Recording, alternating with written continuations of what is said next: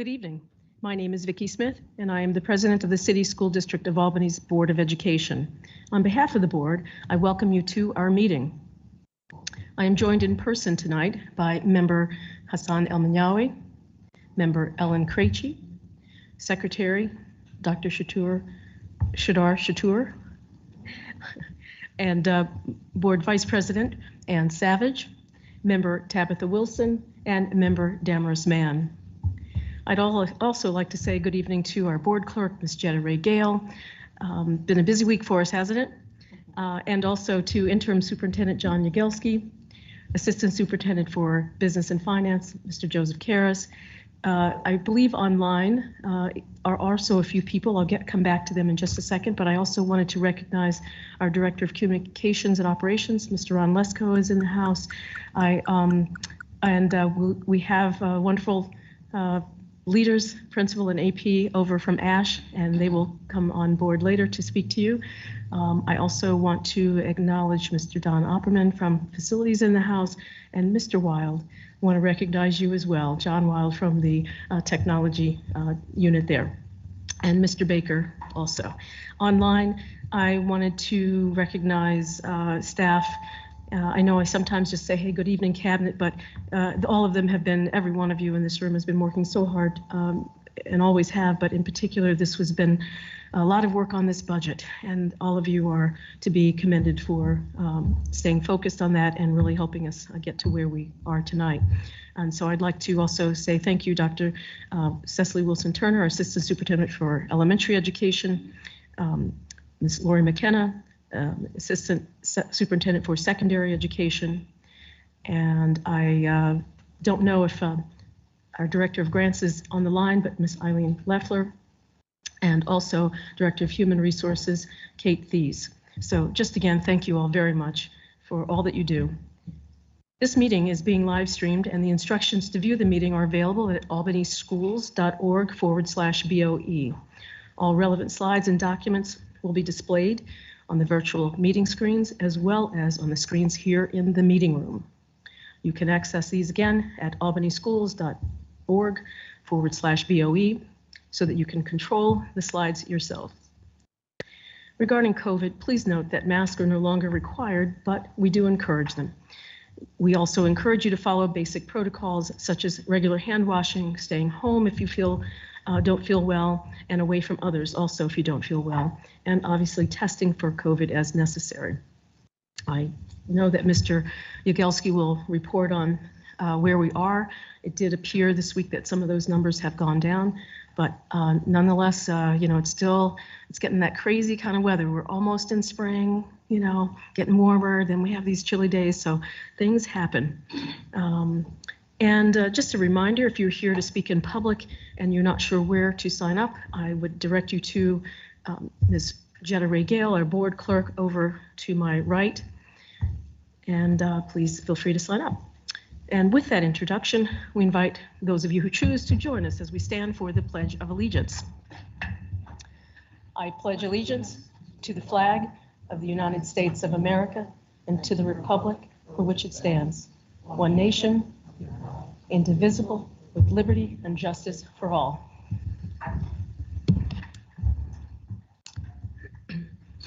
In addition to the Pledge of Allegiance, we always focus our meeting by restating the mission of the City School District of Albany, which is to work in partnership with our diverse community to engage every learner in a robust educational program designed to provide the knowledge and skills necessary for success. Thank you. I'd like to welcome at this time a special guest, the Executive Director of the Albany Public Library. Please come forward, and that is Director Andrea Nicolay.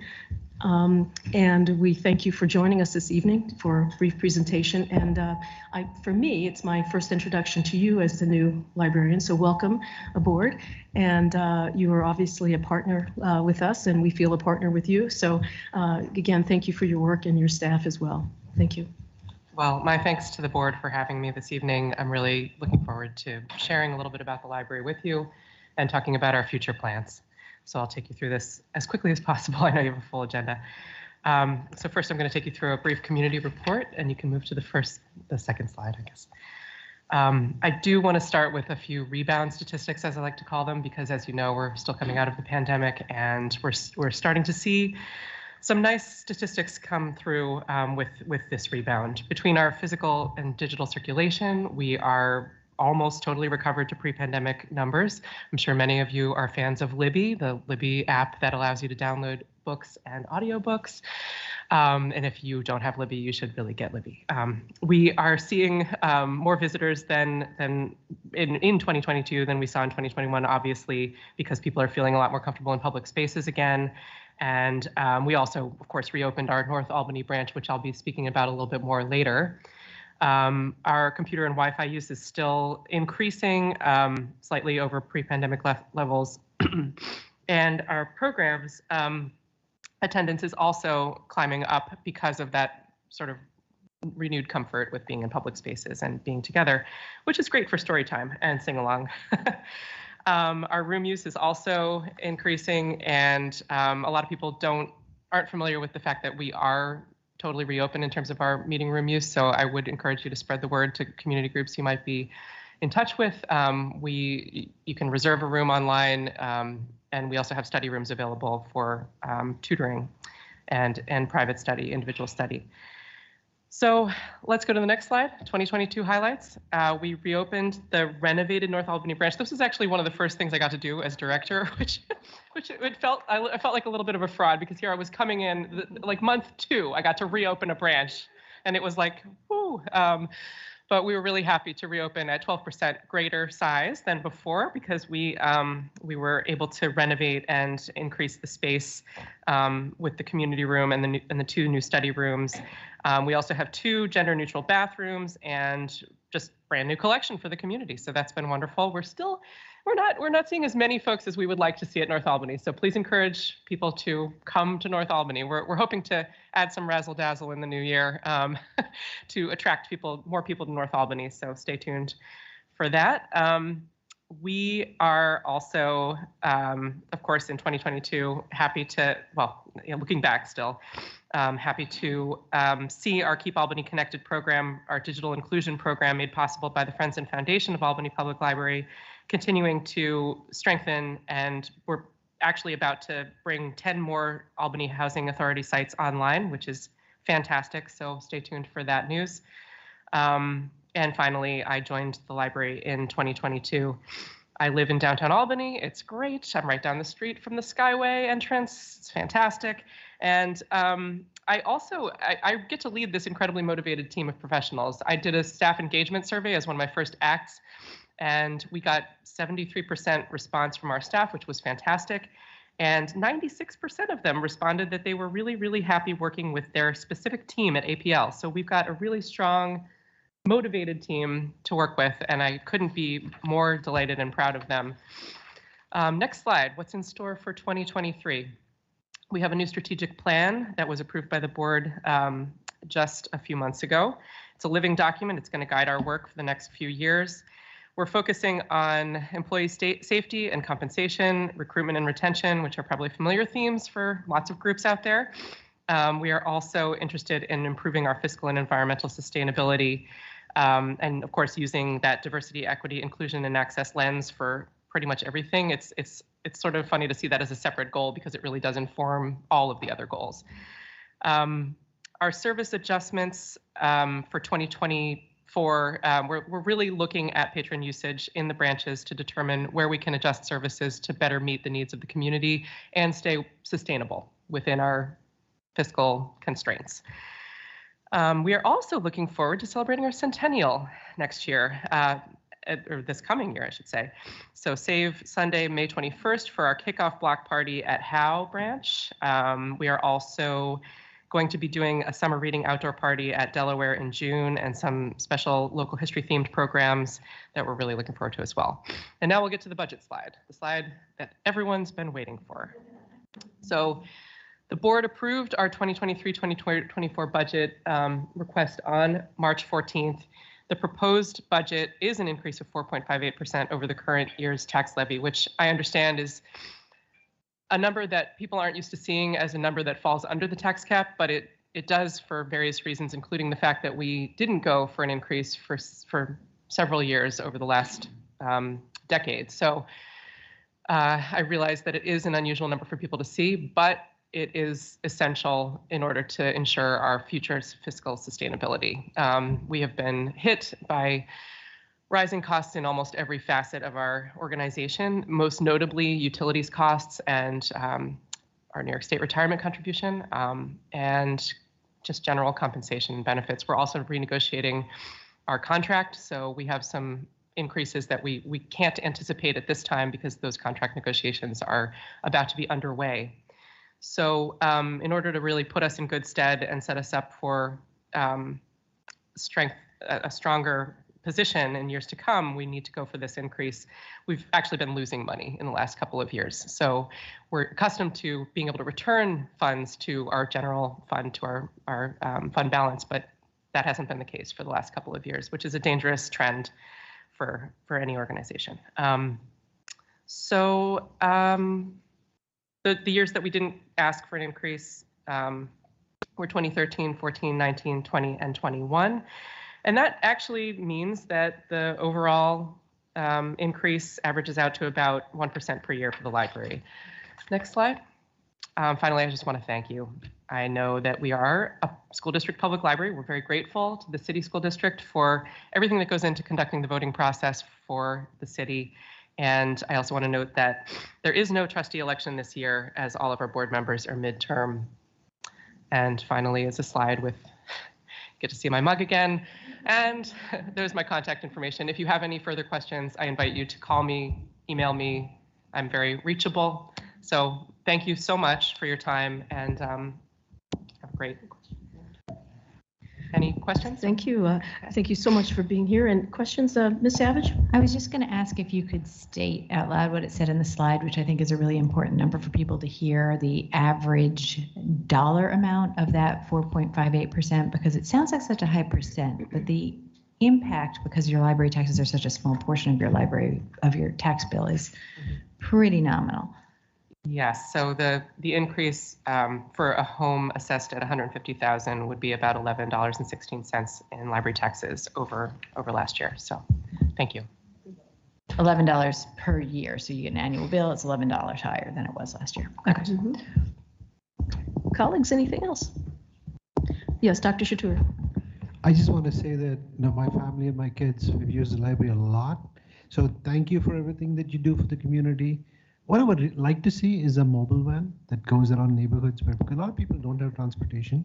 So even though we do have facilities around the city, going to those pockets where rather than people coming to you, you bring them there, because books are such a resource.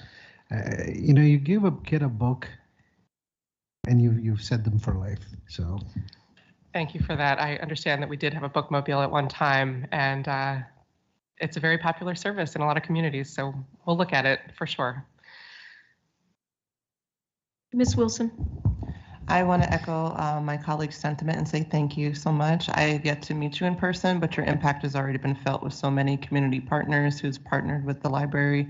And primarily, people don't realize that in our city, we have a very low inventory of public space, and the library naturally becomes that space for community meetings and things of that nature. So we thank you for that, as well as I know that there are high flyers and repeat users of the library, and the more creative uses to get people who aren't typically, leveraging the space, because there are lots of, I want to say, content and sort of programs that you're putting forth for all ages. So just more amplification of that, and as well that, I don't know if anyone's ever told you, but your Instagram is very popular. Thank you, and I will bring that back to the creative services team. Thanks. Ellen, I'm sorry, Ms. Krejci. I just wanted to thank you for your work at the library. The library is just, together with the schools, is such a necessary part of the community. It's a wonderful third space where people can go for free without having to buy anything, without having to be a member of anything, and just learn, read, socialize, engage in activities. I've gotten so much from the local library branches in the city of Albany throughout my life, and thank you for everything, and thank you for being there. Well, I'm so happy to hear this, and we're looking forward to finding new ways to partner with the schools. That's great. And I think there's at least one more. Mr. El-Manyawi, and there's two more actually. Mr. El-Manyawi. On top of everything that everyone else has said, I just want to kind of reiterate the creative aspects of the library and how you guys are not just a depository of books and information, but you guys are also an art gallery, you know, and I've been to several shows at your branches and they've all been great, and keep on doing what you're doing. The programming is excellent, and as Dr. Chatur said, everybody uses the library on this board, and I know all of our friends or my friends personally use the library, so it's a much loved resource in this city. Thank you. Thank you. Ms. Mann? Hi, I'll echo what everyone else said, but I'll also say that one of the most awesome things about the library, two things. One, the app is something you can download so you don't have to carry your library card, which is kind of cool. The other one is that if you've ever had a book that's late or not returned a book in a timely manner, there was a change that happened a couple of years ago, and there's that forgiveness, so there are no late fees, and that's really powerful. I know that a few of my friends, well, let me just tell myself, I returned to the library after about a year. I couldn't find a book. But I that's very powerful. I go to the library on my lunch hour, and it's just a wonderful place to be. So thank you. Well, thank you for reminding the community that we're fine free. Yes. Thank you. Very good. Thank you so much for joining us tonight, and we look forward to working with you down the road here. So thank you. Good evening. All right, Superintendent Yagelski, do you have a report for us this evening? Well, yes, but I have to confess that I'm a reflective kind of person. So I've been thinking about how well I do at this part of the program. And I think there's got to be a better way. And I've decided that the better way is to turn to the man who actually puts together all of these highlights that are so important to our community and have him present those highlights as opposed to me. I love that. And that would be Mr. Ron Lesko. Hello, sir. Good evening, and I'm glad to be here this evening to share our district highlights. We'll be rooting for the Albany High School robotics team and their robot Dr. K as they head downtown this weekend for the annual New York Tech Valley Regional First Robotics Competition. Almost 50 robotics teams from as near as Colony and as far as China will be competing at MVP Arena this Friday and Saturday. The Falcons took home the title in 2018 and are eager to capture it again. You can cheer them on in person or watch a live stream, and you can find that link at albanyschools.org. We are looking forward to hosting our Autism Spectrum Fair on Tuesday night at Montessori Magnet School. This free event is from 5:30 to 7 p.m. and is open to families throughout the Capital Region. The Autism Spectrum Fair will include sensory stations for students and representatives from dozens of agencies with information about their programs and services.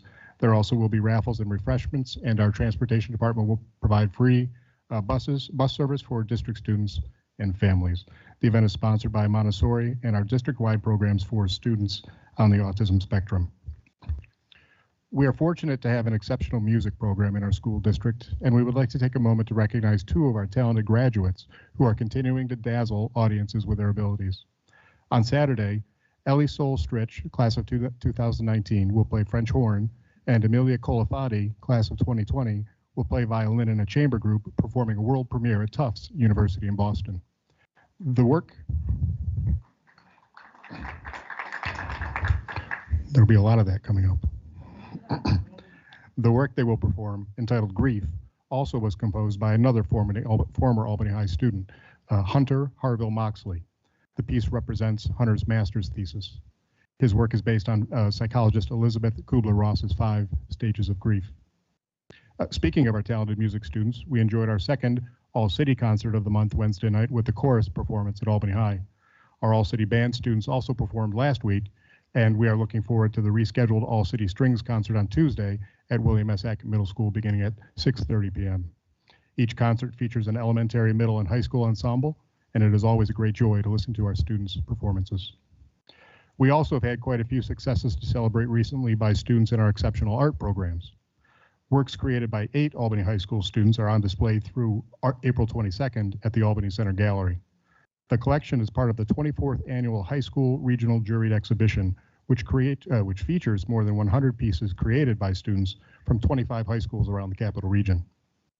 Albany High sophomore Ray Blanken received the Colorworks Emerging Artists Award for a piece entitled Ugly Sweater. It's a really beautiful picture of a really ugly sweater. Congratulations to Ray on this achievement, as well as the other talented student artists whose works were selected for the exhibit. Senior Adrian Kowalski, Junior Paige Hoke, Senior Kalia Marriott Williams, Junior Madeline Moore, Sophomore Naheem Morgan, Junior Maisie Sagas, and Sophomore Julian Shapersky, who had 2 pieces selected. We also had the opportunity earlier this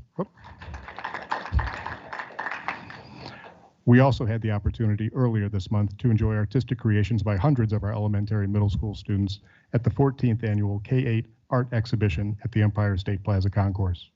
A total of 340 pieces created by district students were on display during the exhibition. They were among a total of 1,300 pieces from 17 area schools, school districts. Congratulations also are in order for Hackett's 6th grader, Tanisha Davis.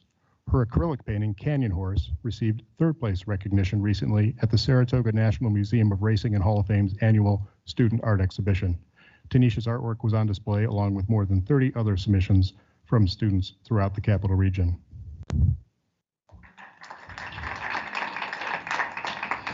And from our performing arts area, Hakuna Matata. It's opening night for the Lion King Jr. at Hackett Middle School.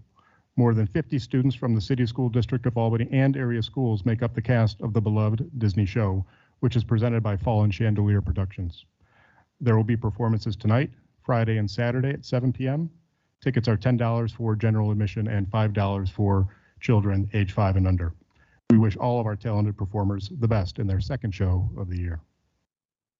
And it is now our pleasure to introduce Principal Marie Callahan to highlight the great things happening at Albany School of Humanities this year.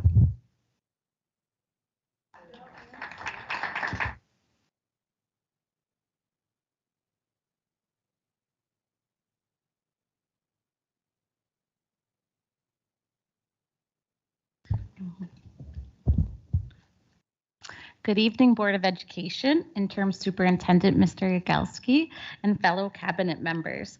We are excited to have the opportunity to present to you this evening on all the great things that are happening at Albany School of Humanities.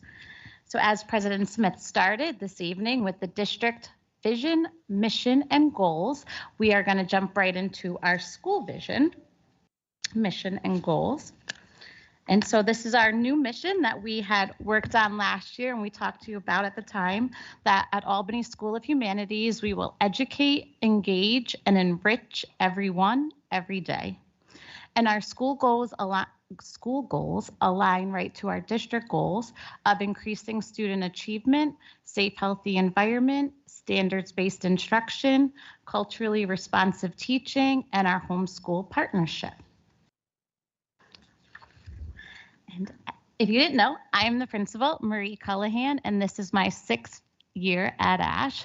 And this is my amazing assistant principal, Mr. Glenn Westfall, and he's been in the district for 4 years and with me at Ash for 3 of those 4 years. So he's just going to quickly go over some of our demographic highlights. Yep, so as you look at this slide, we tried to make it as simple as possible so everybody can kind of read it their own way. But if you look on the left side of the slide, we have a very diverse community at Ash. And then when you look over on the right side, you'll see the total number of students, the total number of general ed classrooms that we have, pre-K through 5, our self-contained special education classrooms. And then if you go to the bottom, we have some of our subgroup data and the percentages with our subgroups there. And so for our next slide this evening, we're just going to focus on some of our SEP highlights. So we chose 3 areas to highlight for you this evening. Our first, equity and ELA instruction. And the ones that I really want to just speak to quickly tonight is around our bi-monthly Tier 1 plans, targeted small group instruction, and really we're getting that from our common planning time every week that our teachers are having. And where we are very fortunate at ASH is our embedded PD and our coaching cycles. Our teachers have a real growth mindset around the work.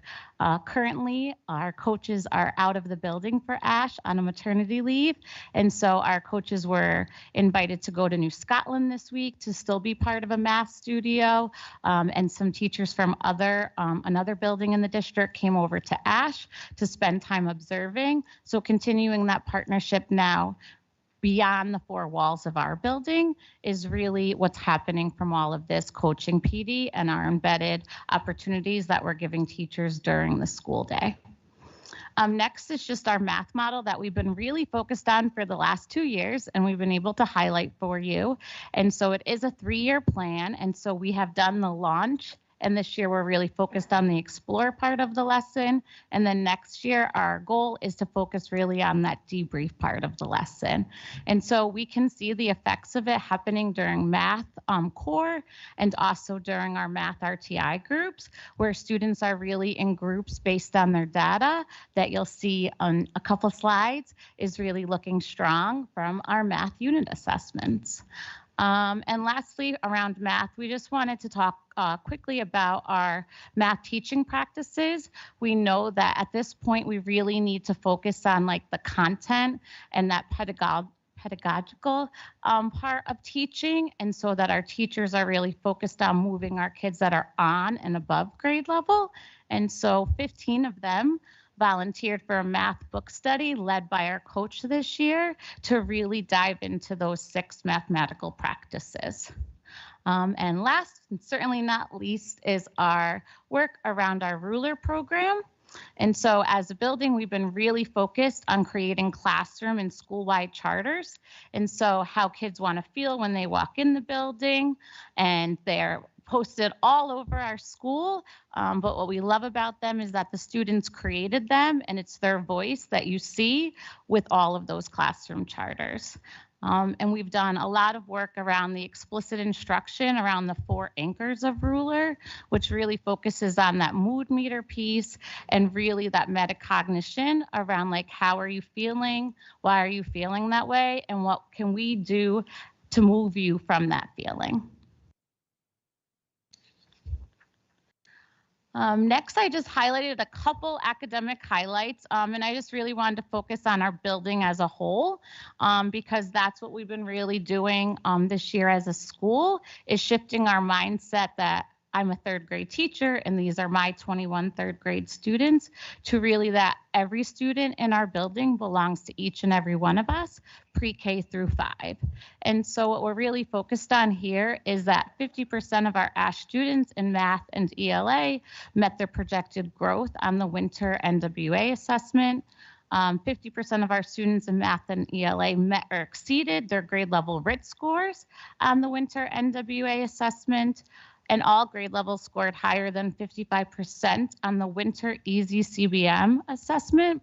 But what I want to highlight there is that our 3rd, 4th, and 5th grade students are scoring in the 80 to 90% on the Easy CBM assessment, which really shows that we're shifting from learning to read in that K2 to reading to learn in that 3 to 5. And the last part of that was just our great math assessment data. And so you can see that the beginning is our, they have the pretest, and then they have 12 weeks of intensive grade level rigorous instruction. And then you can see growths of 40, 50, 60% on the post assessment. And then the same with the semester 2, the try-2, and the pre and post. And the only thing that I just want to highlight here with the grade 5 is that we looked at this data, we look at it with our teachers, we look at it every 6 to 8 weeks, because if we're not looking at the data after the assessment, then what that's the point of giving the assessment. And so we have really shifted math support right now to our grade 5 students so that we can make sure that they are ready for middle school before they leave us. And as we move on, attendance obviously matters here in Albany and especially at Ash. So we just wanted to highlight the percentage of our students that are chronically absent in our school. As you see on here, it says 27% for the 2022-2023 school year. Looking at it today, we're actually at 23% now. And that's just from a shift from last week. So getting more days in the school year has really helped us decrease that chronically absent amount of students. And then still looking at that, 74% of our chronically absent students right now can recover this year. So we're hoping that number can still come down. And then shifting to this month, when I did it last week, it was 23%. We're now at 14% chronic for this month. And that's a credit to our office manager in the main office. She makes those phone calls every morning. Sabrina Fernandez, she's amazing. She is really on top of all of our families at Ash and making sure that every kid is in school every healthy day.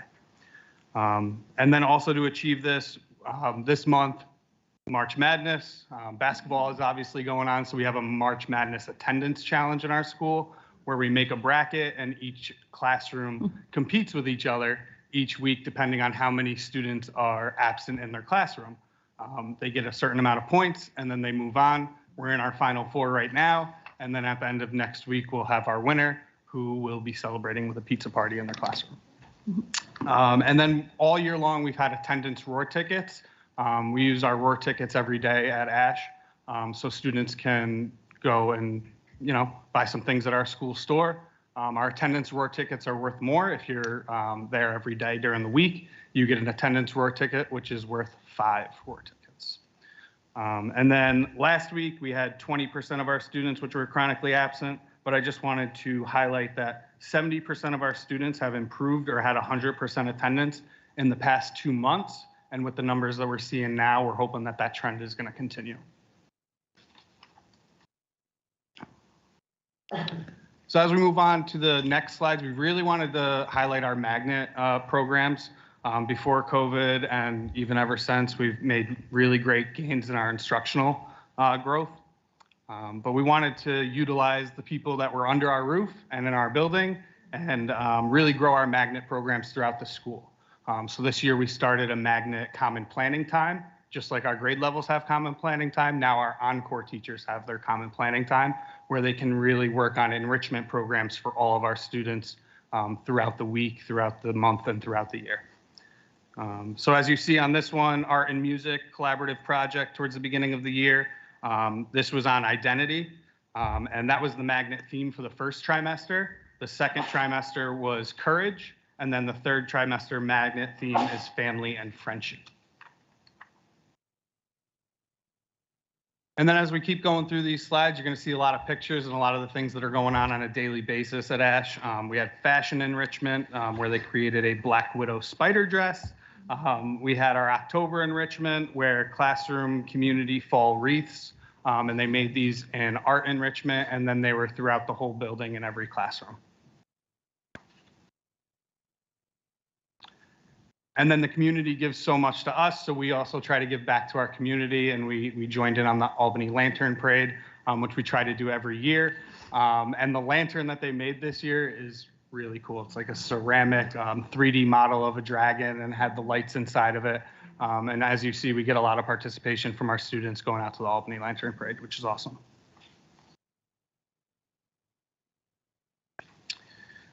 Theater and art collaboration, going on a bear hunt is what this one was called. As you see, the students created their own bears. Their families were able to get involved, and we collaborated between art, theater, and literature. So then they were able to create their bears in art and then perform for their families going on a bear hunt.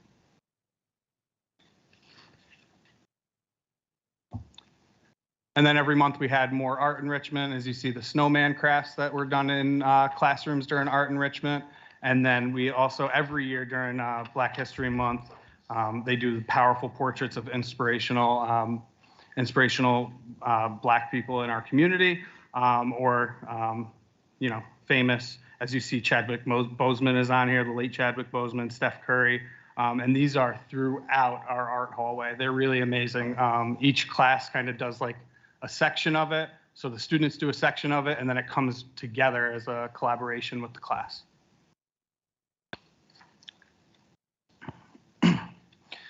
And then science and art also did a collaboration with first grade. So our classroom teacher collaborated with our science teacher to have those great projects that they were working on there. And then you'll see a little bit more on this later on in our presentation, but we also had an artist residency. And she's working with our 3rd, 4th, and 5th, Mallory Zondag. She's a textile artist, and they were making felted monsters with our 3rd, 4th, and 5th graders.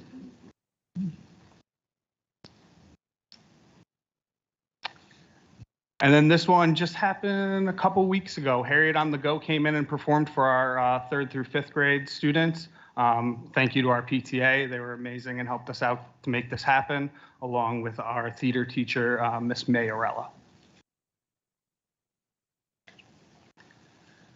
Then just a few highlights from all of our theater arts program throughout the year. All of our students participate in theater arts. They have a couple weeks with our theater teacher, and we go from grade level to grade level. And we're on our last one right now with kindergarten. And then also theater arts right now with our 3 through 5 students is putting together a end of the year performance that's going to be put on for everybody.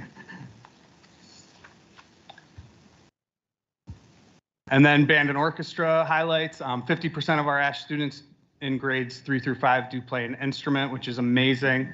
Mr. Katie is amazing. Miss Wisman with our chorus is amazing. Mr. Katie does the band and orchestra.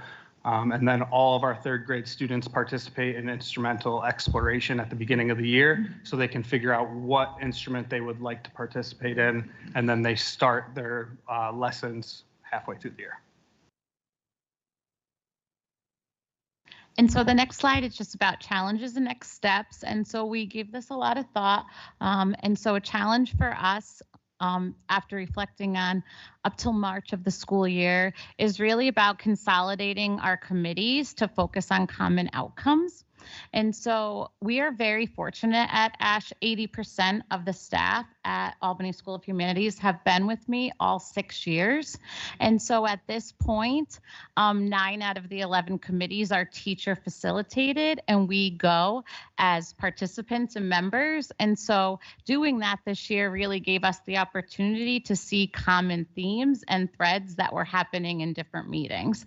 And so some of our magnet work is also happening at our equity team work, and some of the work that our student equity team is doing is also happening at our faculty equity team. So our goal in May and June this year is to really look at what is the goal of each committee and to backwards map how we're going to get to that end result. And so we think we can combine it to about 6 committees. I'll still run building leadership team, but besides that, then it will be a little less on the teachers, and we'll be working a little smarter, not harder. So that is our goal, is something that we can control, is to consolidate some of that committee work. And our successes that we just want to highlight, and I can go through these quickly just because some of it you saw through our pictures, but we're very proud of our magnet team. We have 7 amazing encore teachers, and what we built into the master schedule this year was that every Tuesday they meet together for 40 minutes, just like our classroom teacher team, and they fill out their charts and they fill out their data, and so that they can support what's happening in the building so that all of our students have that magnet opportunity. 100% of our students have been part of an art or theater enrichment as a result of that this school year. We also have student created clubs. Right now, one of our favorites is a crocheting club that's run by one of our 5th graders on Wednesdays after school, if you'd like to stop by. And some data that we just pulled from our survey that just came out is that more than 80% of ASH faculty believe that our school leaders serve as role models for moving the work of ASH forward. And I really think that that's attributed a lot to Mr. Westfall, because he runs a lot of the day-to-day operations, while I can be at all of the common planning time meetings and instructional and magnet meetings.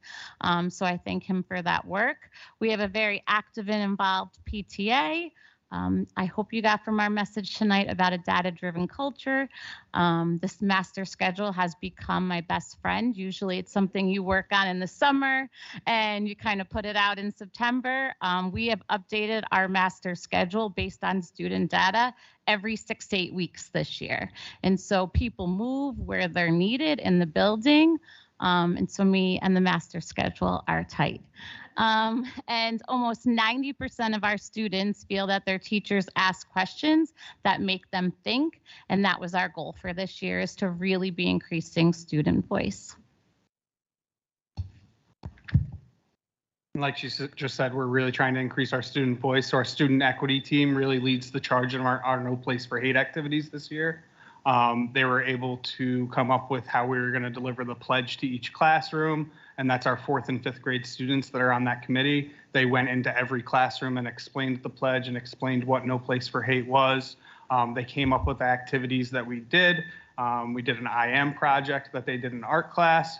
We're doing a Tree of Respect project, which will be happening next week with all of their encore teachers, where they're talking about what respect is in those areas of the school and how it correlates with the rest of the school and then into our community as well. And then with their classroom teachers, they will make a leaf, and then we're going to put it on a big tree in our school on our wall. And then our One School, One Book, they really had a big impact on how we were presenting that in the classrooms. And then they also put together positive attendance postcards for all of our improved attendance students to give them a little motivation, and they sent them right to the house. So we mailed them right out. And then our community school service project is something that we brought up in our last student equity meeting. And it's something that they were kind of given a little homework to go think about. What do you want to do to improve your community? And then our next committee meeting, they're going to talk about what project they're going to be doing this spring.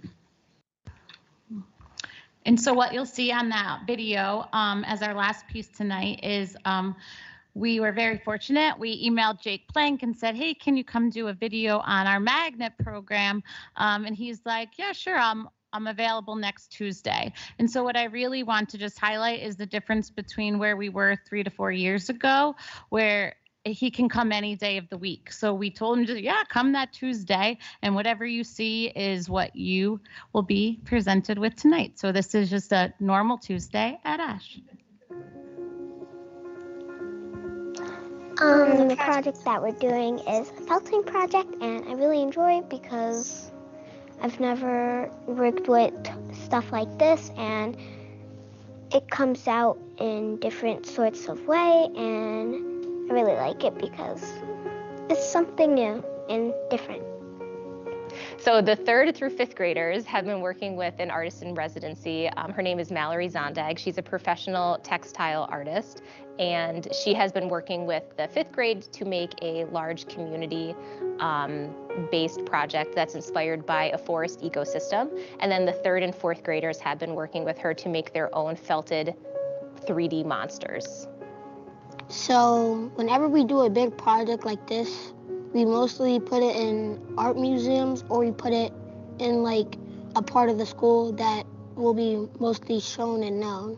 To have my artwork on display of the school feels very great because I feel like this is building up more confidence for me to become an artist when I grow up. I really like art because I get to express myself. Like if we're doing like a drawing project, I can put whatever goes through my mind onto that project, and I can really express myself in a way.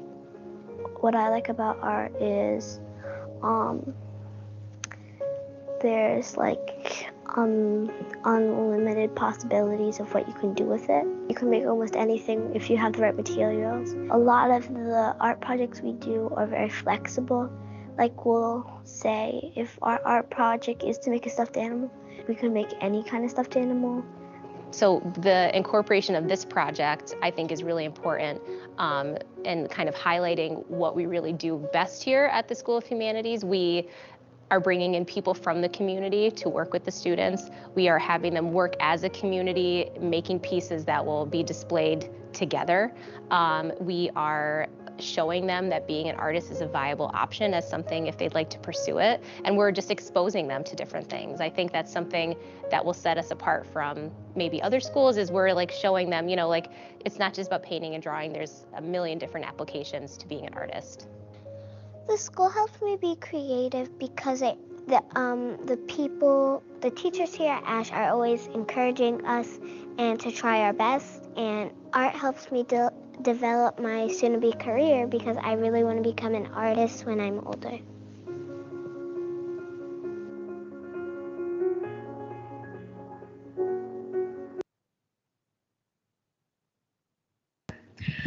Just wanted to thank you both. We typically don't ask you questions, and we won't tonight, although I'm sure we are dying. Oh, no. We're dying to. So I'm going to ask you one question. What is the one thing? Dr. Shatour.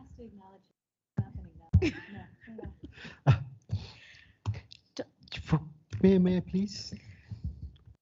Just one. Okay. You forgot to mention one thing. The Purple Dragons won the U10 basketball championship. Okay, very good. Very good. Great. Well, what a delight, Ms. Callahan and Mr. Westfall. Thank you so much. Great, thank you very much. Okay.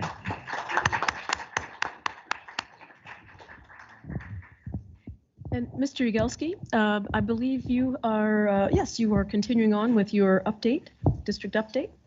So you are on. Thank you.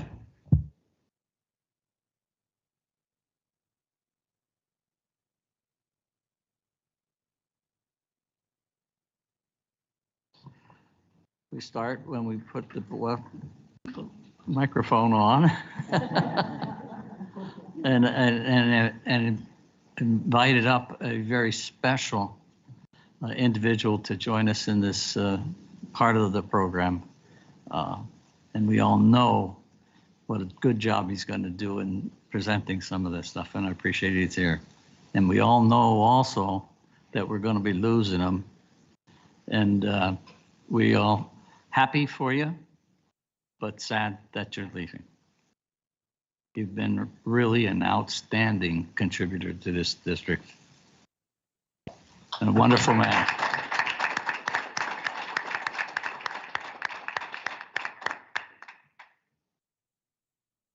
For the topics, we'll start with the safety.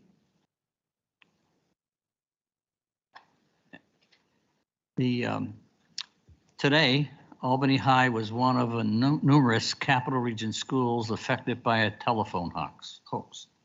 A threat was called into the Albany police shortly after 9 a.m. Albany High immediately entered into lockdown to investigate. A thorough investigation confirmed that the threat was unfounded. The lockout was lifted at 9:20 a.m. Law enforcement officials report numerous similar swatting incidents throughout the region. Swatting is a term for an effort to make computerized calls to report false security threats. That's even worse than the other ways. Urgent communication with we had urgent communication with Albany High families and all employees throughout the incident, and an update for the entire community went out in the afternoon. You'll recall that we had already identified a process of going and reviewing our safety situations with the high school, not because we had any concerns, but because we wanted to be sure that we're doing everything possible to maintain the right level of safety and security. We were partnering with the New York State Insurance Reciprocal to conduct an independent review. In progress, we've already sent to them many documents or policies and procedures and what have you. And I talked with the fellow who's involved in this, and he is finishing up that part of the process. The next step is we will be holding a virtual meeting on April the 17th, scheduled to plan for the site visit and review. make sure we introduce each other and to the people that will be involved.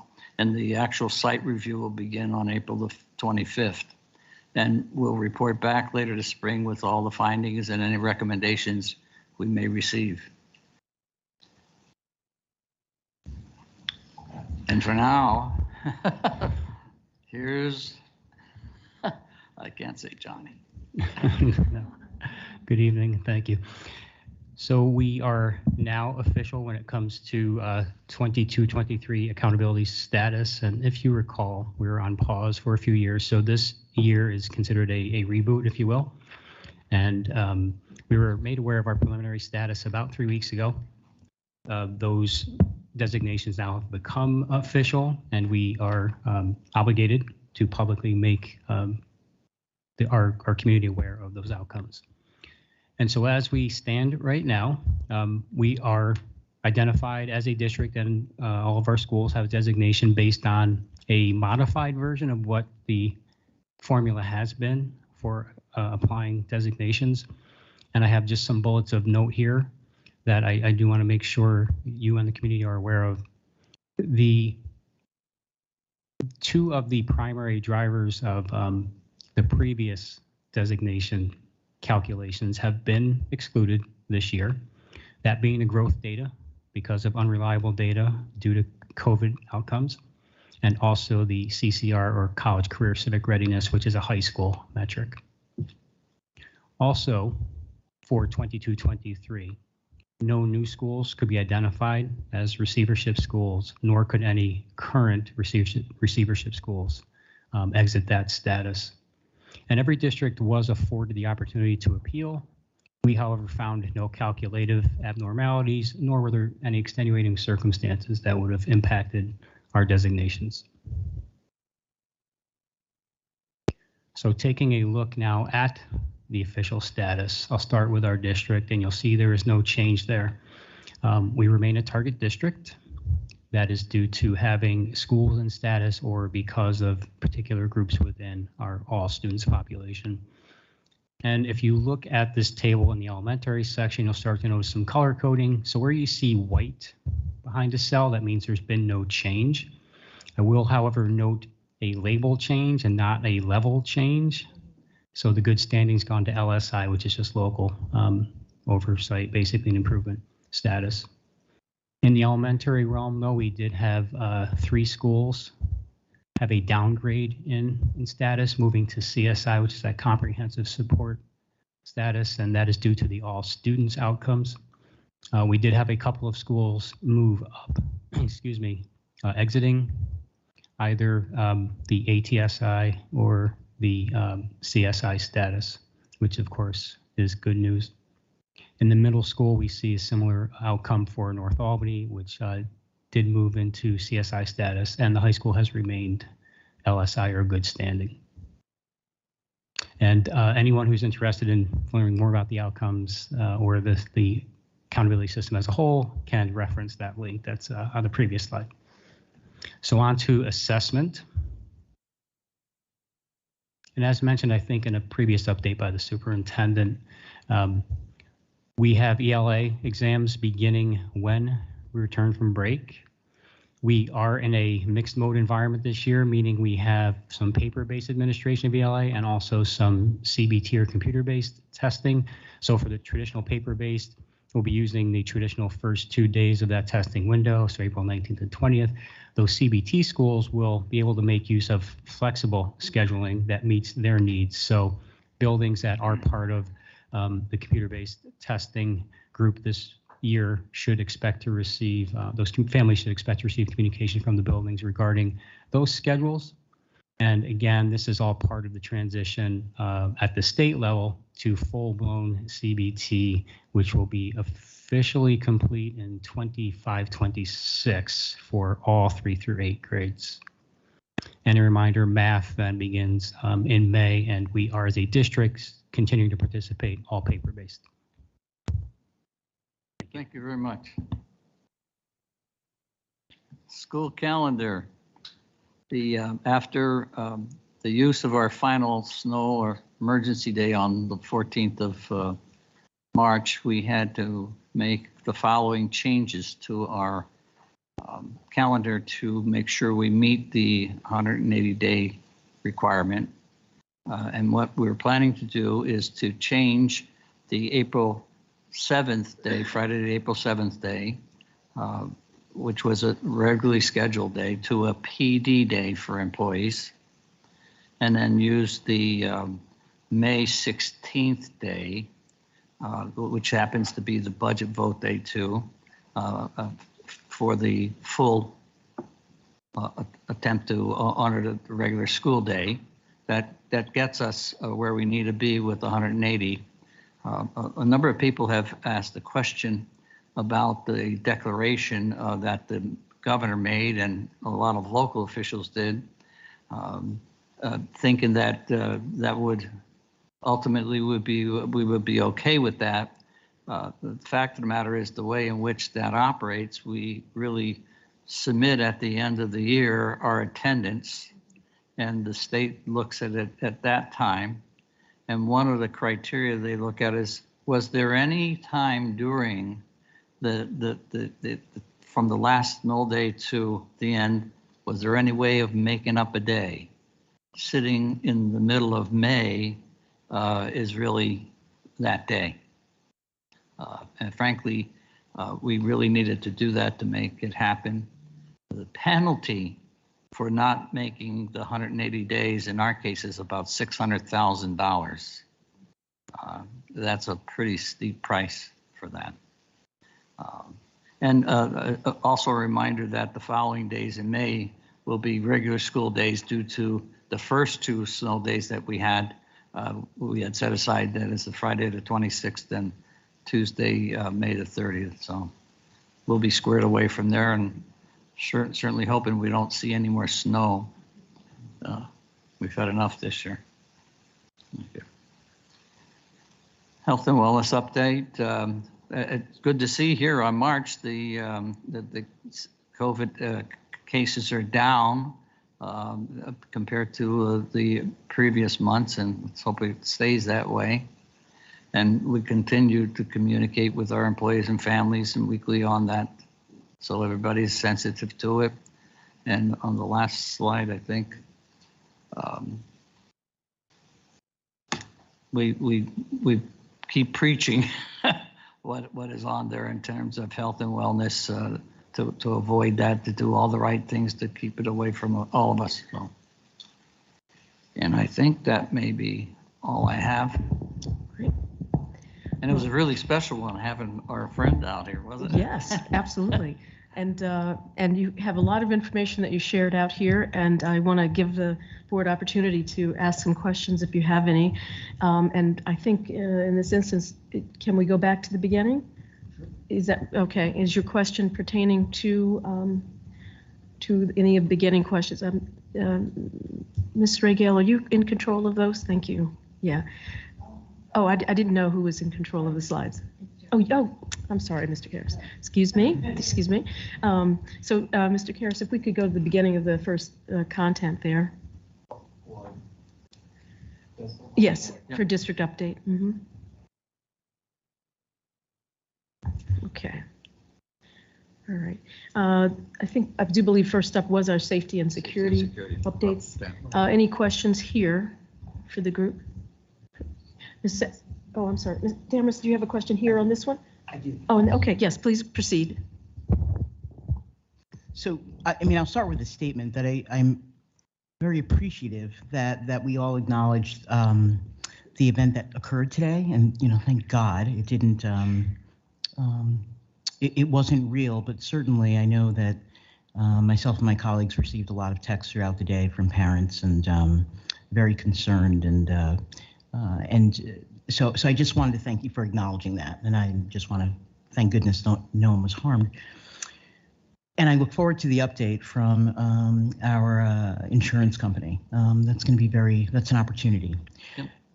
We're looking at having children come to school on now we're looking at having people in the community come in to vote on the same day that children are in school. And so Are you in a position to speak to the just safety measures that are being taken? Yeah, we're going to, we've already assigned people to go look, and we have an experienced person who used to work in the district, who's run the vote in the past years. Yes. So she's working with us, and of course, both our assistant superintendents looking at ask them to go through each building and see what adjustments we would have to make to try to keep any problem between running the school with the children there and the voting. Okay. In some cases, that may require adjusting to a different entry. Okay. Or something like that. So, Okay, but good. we're going through every single one of those places to determine where to put the machines. Hopefully where they normally are. We want to treat it as normally as we can. But if we have to make some adjustments to it, that's what we're planning to do. Okay, thank you. And we do appreciate that. We, we worked hard over the years to make sure that school is closed on those days just for this very reason. But we acknowledge that it was necessary to change that, but appreciative very much of the safety issues that are always in place, but in particular having to do with the fact that others are coming into our buildings on May 16th. One of the other benefits that I want to point out to making that switch, that Friday before that holiday is that there's, I think, quite a number of people who might take off, teachers taking off for religious purposes, and creating a problem for the kind of instruction that we're interested in. Whereas if we move it in the middle of May, we're not being affected by any other activities that go on, so it'll be as normal as possible today. So. Thank you. Let's see. Dr. Chatur, go ahead. Yeah, just a clarification question. For most of the parents and other community members who already enter schools, they're probably in our system under the Raptor system. But for the elections, we'll have non-school related people walking in who will not be on the Raptor system, and we won't be requiring them to go through that, right? Yeah, we're looking at each place to see what we can do to keep people, and if we have to add some more people to help the crowd, so to speak, we'll do that. Let's see, Ms. Wilson. Go ahead. Just briefly on this topic, because Board Member Mann's question kind of encompassed what I would have asked later in the slides about budget vote day, because I know historically we just didn't mix the two. So we'll get continuous updates about how that will progress, I imagine. And then as far as swatting, which I'm glad that there is sort of not happy, but there's the prominence brought attention to, the various modes of different types of threats and whether it was founded or not. Now we have like this awareness and preparedness around it. In addition to, naturally, I would always want to reiterate that the source of accurate information will remain the trajectory we have to communicate with you versus, the adage misinformation travels around the world fast, as while the truth is at home putting on his shoes. And just with that, I wanted to also ask about the procedures where we have, of course, the lockdown, the different designations. I know it was proposed before. I asked the question, can we make it like more one-word categories between but we're using like a national model. Yeah. So there was hesitation to change. And it's just for people to understand or to continue to reiterate and with the different designations and how we can, continue with that training for everybody, including people who don't go to the school. I understand.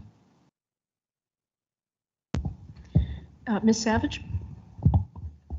I don't think I have too much to add to what my colleagues have already said, except for to offer my gratitude to the Albany Police Department for their extremely timely communication. You noticed how little of time it was. Yeah, it was pretty astonishing how quick it was between the time that the first hint that something was going on, because everybody who is involved in schools knows that the first information comes from the students, always. The community knows what's happening in the building, probably often before the superintendent, because the kids know and they tell people. And so from the time that we first knew that something was going down to the time that APD came out with a reassuring, clarifying information was very, very quick. And I appreciate them being so forthright with folks because it was very scary. And the students, even though it proves to have been something not true, that does not take away the trauma that those students and our staff felt because they really thought that they were in mortal danger. So I appreciate APD doing, and also, of course, district communications was shortly behind them, and we always are very careful to balance the making sure we have accurate information before something goes out. But the combination of the two, I think, really it got out as fast as it possibly could. And if any of us had a magic wand, we would make this whole thing have gone away. But given the lack of magic wand, I think we did as well as could be done to get that reassuring communication out as quickly as possible. Hooray to the police, really. Yeah, absolutely. They did fabulous. So thank you very that. much for giving me a chance to talk. Mr. Elmanyawi? I also wanted to thank the first responders for their courage and their bravery and their speed in reacting to such a terrible incident. Nobody likes to see that happen in their district, and thank goodness there was no merit to what went on. On that thread, though, I'm curious if we intend on getting APD involved on May 16th for the budget vote. So if we could coordinate some kind of presence with them during that time, maybe they could afford some resources or lend us some we'd be resources. happy to look into. We really want to work hard to make sure that the voting can happen at the same time the instruction can happen. Yes, thank you. Very good, thank you. Ms. Krejci? I just wanted to echo the words of my colleagues, thanking the interim superintendent for the prompt update on the security situation, and thanking the people at the district and the first responders. It was, by my count, it was less than 20 minutes from the initial we're in lockdown to the police saying there is absolutely no, the students and the staff here are in no danger. This is a hoax. So definitely a scary period of time for parents and family members and the people in the building. But I'm very glad that we have the resources we have to deal with these things. And even though it does create a lot of disruption and trauma, we have to take these threats seriously, and we're going to continue to take those threats seriously and do what we can to protect our students and our families. Yeah, very much agreed. And just also, I know we somewhat include both building staff and students in thanking them for their calmness and remaining calm and following instructions. That matters a great deal as well. So just kudos to everyone who's been impacted by this, and particularly our building level folks. Thank you.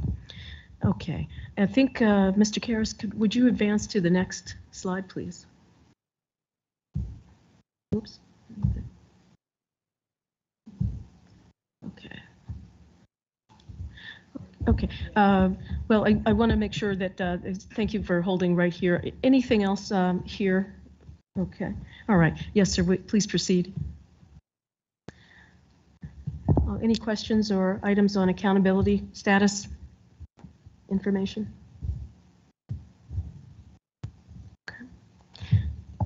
I'm just going to say, we always get multiple reports a year about the underlying data. So I don't have questions right now about the way the accountability was done. I really appreciate the color coding. I think that's helpful for people to be able to understand, because change is what people like to key in on, and I feel like that color coding really helped there. And the questions about detailed underneath the hood, how these decisions get made and why, comes out when we look at our assessment data, which we will do in a few weeks. Yep, thank you for that. Okay, and let's see, I think the next one was around the 3 to 8 assessments. Anything here? Okay, seeing none, Mr. Karras, please advance. School calendar updates, which we were talking about a little bit. Ms. Savage, did I see your hand? I do have one question, which is, thank you for the clarification. I understand all this. This is only tangential, but it's related to calendar. The board adopted the proposed calendar for the 23-24 school year some weeks ago. And I know communication is continuing to go out about this change. And I wondered if we could use this as an opportune time to tell people what the first day of school is. Now is the time. Parents and families are really looking to know what is going on with the first day of school. So I know that it's something that people are looking for. So if you don't want to do it as part of this, I'm fine. Yeah, But families need to know. The group is dealing with that topic today, Okay. and I'm expecting to have a new calendar for next year in front of me tomorrow. So you're expecting to make some changes to the calendar for next year? You don't I know wasn't yet. at the meeting. You don't know yet. Okay, that's good to know. Because I don't know. I didn't even know there Yeah. was a meeting. I know that we adopted a No, calendar, and people are asking me all the because of time, what "What's the we first day of because school? what What's we the first day of went- school?" We had to go back through and. Okay, all right. We'll wait and see. I'm eager to see it myself tomorrow morning, Great, thank you. and I'll send it out as quickly as I can. Thank you very much for that. Okay. Down there. I'm sorry, Ms. Krejci? I'll save it for the appropriate part of the meeting, but I will report on the calendar committee meeting today during our board committee section. Thanks. Okay, Okay, good. that's good. Let's see, any other Ms. Mann, I think you had a question? Okay, all right. Okay, seeing none on that, can we move it forward? Okay, health and wellness updates. Any questions, comments? Okay. Seeing none there, sir? Okay, we'll keep going. Okay, anything else for the good of the order? Ms. Savage? I'm going to ask again for the HR update that we used to get regularly, and we have now not gotten for several board meetings, and I would really love to know where we stand. I know that we're still struggling. I'm well aware of the big picture, but I really did enjoy getting those updates every couple of weeks. I understand. And this being also on the recruitment and hiring and so forth. Exactly, that exact slide, Yep. which gave us the open positions by Yes. unit and all of that. Okay, very good. Okay. Ms. Mann, please. Superintendent, a few weeks ago, we had some very real concerns brought to our attention about grading and what's happening at the high school. Yep. In terms of student behavior. And I know that a committee Task force came is together. Yep, they've been working hard. Great. So perhaps at what point would we be getting an update about that? Right after I get it from them, the target date has been the March 31st. Okay. So I know they've doubled their efforts this week. Okay. And I'll hope shortly we should have that. Okay. From there, we then want to be in a position to give other people an opportunity to look at their recommendations and give feedback. We'll hold some sessions before then, and then hopefully by the next board meeting later in April, we'll be able to finalize it. Wonderful. Thank you. It'd be great. So April 20th is that, Perfect. Yep, that But- date right but- now. I wish I could remember the first day because the likelihood is that's not changing, but I'm not positive. The first day of school? Yeah. The first day, well, Labor Day falls on September 4th, and according to the adopted calendar, there'll be an orientation day on Friday, September 8th, and then the Monday, September 11th will be the first full day. I'm looking at Principal Cullihan, who's nodding and smiling at me, so I'm optimistic that I'm in the ballpark, but I believe that's right. It's the Friday after Labor Day and the Monday after Labor Day for the first non-orientation day is the way it was adopted. Again, this committee may have come up with some reason that we need to make a last minute change. We may hear. No, let me, I don't know, if, board, would you indulge this for a minute since we're on this topic? Could we have Ms. Krejci give her a report on that Sure. committee? Okay, thank you all. Ms. Krejci. Sure. The calendar committee met today. We realized that our the adopted calendar for 23-24, which took the same approach to Good Friday that we did this year, making it the third snow day, was not an effective method because, in fact, people don't want it to be a school day. So betting that it won't snow much isn't a good tactic. So what the consensus was, what I believe will be recommended to the board is to move up the first day of school so that the first day of school for staff will be moved up to September 1st, and the first day of school for students will be the orientation day on Thursday, September 7th, first full day, Friday, September 8th. If Ms. Bechtel is online virtually, she can correct me if I got those details wrong. Hi. Hi, Ms. Bechtel. I don't know if you're ready to do that. I can just speak to that. While not final, that was indeed what we discussed today in our meeting at the calendar committee, is because of everything that's happened on this April break and that Good Friday day. And actually, this happened in 2021 as well.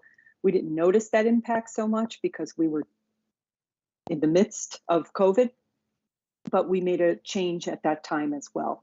So it was clear that as the BOCES calendar has those days set up with the Good Friday and then the following week, that is problematic for folks with their own families and all sorts of things, and also the ability to observe that religious holiday. So when I went back to the calendar, it seemed to be the most sense-making to move us back one day and give folks those 6 vacation days, the week of the regular April break that we get, and then the Friday before. And in doing so, that starts students on Thursday, the 7th, either orientation or regular day. That we have to work out some things there. And then the 7th and 8th in that first week, and staff would begin on the 1st. But again, we haven't quite, I just met with folks at 3:30 this afternoon. I have a little bit more to do. I'm hoping to bring Superintendent Yagelski a finalized calendar tomorrow morning, and you will get that. Ms. Bechtel, thank you, and we won't hold you to what you said tonight. We'll just see that going to the superintendent tomorrow and go from there. Thank you so much for chiming in there, and Ms. Krejci, thank you for your report. Thank you. Thank you. Okay. Folks, anything else on this superintendent's update? Okay, seeing none, I think there is another item on your update. It's the CDTA Ambassadors Program. Oh, there we go. Hello. Good to see you. Very good to see you. I know, I was just getting ready to say, oh, he's back working with us now? Okay. I couldn't see your letters there from afar. I apologize. No, you're good. Good to see you. You too. Thank you for having us. First of all, I'd like to kind of thank President Smith, Vice President Savage, school board members, Superintendent Yagelski. I've never met you, but I've heard some very good things about you, and the rest of the cabinet that I've worked with in the past. We want to take the time to thank you for listening to our little presentation here. You've had a long day, and I'll be kind of quick, so we'll get through this. What we developed in the last 4 or 5 months is a program that we saw that really needed to, help our customers on CDTA and also our operators. We're seeing some incidents. We did some research, and we saw some incidents that were very disturbing to us in regards to things that were occurring on our bus. Part of what the program was that has been going on now for probably about 4 months is called the Community Ambassador. We wanted to make sure that this program would help our passengers get to point A to point B in one of the, buses that we're using, and also that, we wanted to make sure that there was no disruptions for our passengers, no disruptions for our operators. You can go to that next slide if you want there, kind of goes through. As a team, we come up with the routes that we saw were having issues. I'm not going to go through those routes, but we designated those. We started working with Tech Valley Security, Bob Wolfgang. Next slide, if you would. And what we did was we, as you can see, there are some of our ambassadors that we have hired to do this. We have about 8 to 10 at this point in time. We started with the fixed routes. Our ambassadors are community members. that are New York State certified and trained security specials. As you can see, we talked about so many things. I also want to recognize Mike Collins, who's the vice president at CDTA, who was also my boss and is an intricate part of allowing us to do this program after we spoke about it. What we needed to do, we talked about, asking the police for some help on our buses. We also asked, if we wanted to put security on our buses. We didn't want that. We wanted a friendly approach. We wanted our customers to feel safe. We wanted our customers, to feel as though these folks that we're using are community people. They're from their community. They can relate to them. So one of the things we talked about was the total number of disruptive incidents on those routes. We reworked our reporting numbers so we would have a more accurate category for what we were looking at. We were looking at fare disputes. We were looking at, customers that would just wanted to be disruptive on the bus. So what we decided to do, as you can go to the next one, is we want our ambassadors. Our ambassadors were actually trained in de-escalation, by us. They know the CDTA rules and regulations. We're proud of what we did with them for the training. We work with Tech Valley, who is Bob Wolfgang, former chief of police of Albany. We brought them in. He hired folks. We talked about, like I said before, the specifications that we wanted. We wanted them to be dressed appropriately. We wanted them to be in, as I put it, soft attire, so it's not a security thing.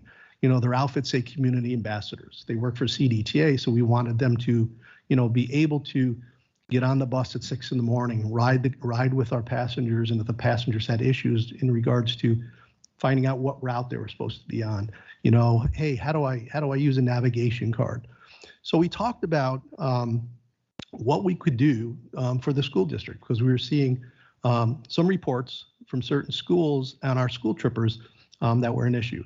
I reached out to Lori McKenna, Durrett Miles, who has been outstanding with us on a daily basis. We have a very good working relationship with them. We have good working relationships with the schools. Anytime that we call and we say, hey, we had an incident today on the bus, or the schools calls and say, hey, we're getting information that there was something that happened on the bus. We're able to download that video, get it to the school, so we can, make sure there's no issues. But what we also decided to do is maybe to reach out and see if, we could start a partnership. We wanted to create a pilot program for the school districts. What I did was I went through the reports, and I also saw that there was two issues that we were having. One would being the brown line coming from Stephen and Harriet Myers, where it would pull over by Ash, and a few times in video I see Principal calling in, get on the bus and help us out there. But what we didn't want our operators to engage. We didn't want them to get out behind the barrier because we see some problems there. The kids are excitable at that point in time. Our operator, is driving a 40-foot bus with 40 kids on it. That's a recipe for disaster at that point in time. So what we're looking to do is, again, we identified those routes.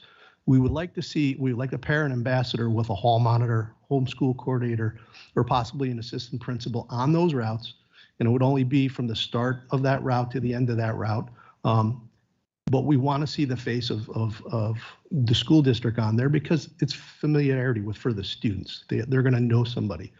As you can see from the photos there, these are some of our really good ambassadors. They're always smiling. They're always having a good time. That morning of the start, I was actually in Arizona, so it was 80 degrees there, and they're freezing themselves at 6 in the morning to get on the bus. But what we're seeing is a lot less incidents on the routes that we're putting these ambassadors. They're able to stop some of the fare disputes. The driver is able to concentrate on what he's supposed to do. Driving a 40-foot bus or an articulated bus is a lot of work, and especially if you have 40, 45 kids on there, and they're getting excited at the end of the day. It's the day's over, they're ready to go. It's a lot to do. So our main goal is to make sure that they're safe. So what we're going to try to do is put an ambassador with a school personnel with your approval and to try to just do that and pilot this program till the end of school to see how it goes. If there's things that we have to adjust, we will definitely do the adjustment. We've adjusted our program for our regular ridership on a daily basis. We are hiring, there's a few more people that we've been hiring for the ambassador program. It's I don't want to say it's a stringent thing that we look at, but we want to find folks that are good with people. And I think this program will be a benefit for both of us at this point in time. We won't have those incidents. We won't have those reports. The kids will feel comfortable with somebody from the school and our ambassadors because they are generally people that, really want to help. So I just hope that, we can move forward with this. If there are any questions or anything I can answer, I know that was kind of quick, but I think you had a packet before and you had some information that came out before, and I've already met with Lori McKenna and Durrett and a few other people in regards to this. So please. Okay. So this, yes, we do have some questions. I also just wanted to look to Mr. Yagelski and Mr. Lesko, who in his responsibilities is overseeing the transportation department, and just wondered if you could also join us at the table here. And Ms. Krejci, did you have the first question you wanted to pose? I guess I had a question about, so this has been happening on regular routes, and you're suggesting it happen on trippers. And the other question is, what authority do these people have the authority to kick someone off the bus? No. Okay. The only authority for somebody to get kicked off the bus is a supervisor from CDTA, or if they're law enforcement, they'll show up. The purpose of the ambassador is to try to de-escalate those situations, to try to stop what's going on there. We don't want to throw anybody off our buses. We don't want to open the doors and have people running out all over the place. That's a problem. That's a safety issue for us, and it's a safety issue for the kids. So what we're training them in is de-escalation, trying to talk through these situations. And if we can do that, we can calm that situation down, the bus can continue on the regular school tripper route. Thank you. Any other questions? Go ahead. When the director of safety and security goes to CDTA, this is what happens. You come up with these awesome, I'm going to show my bias here. You come up with these, awesome suggestions. And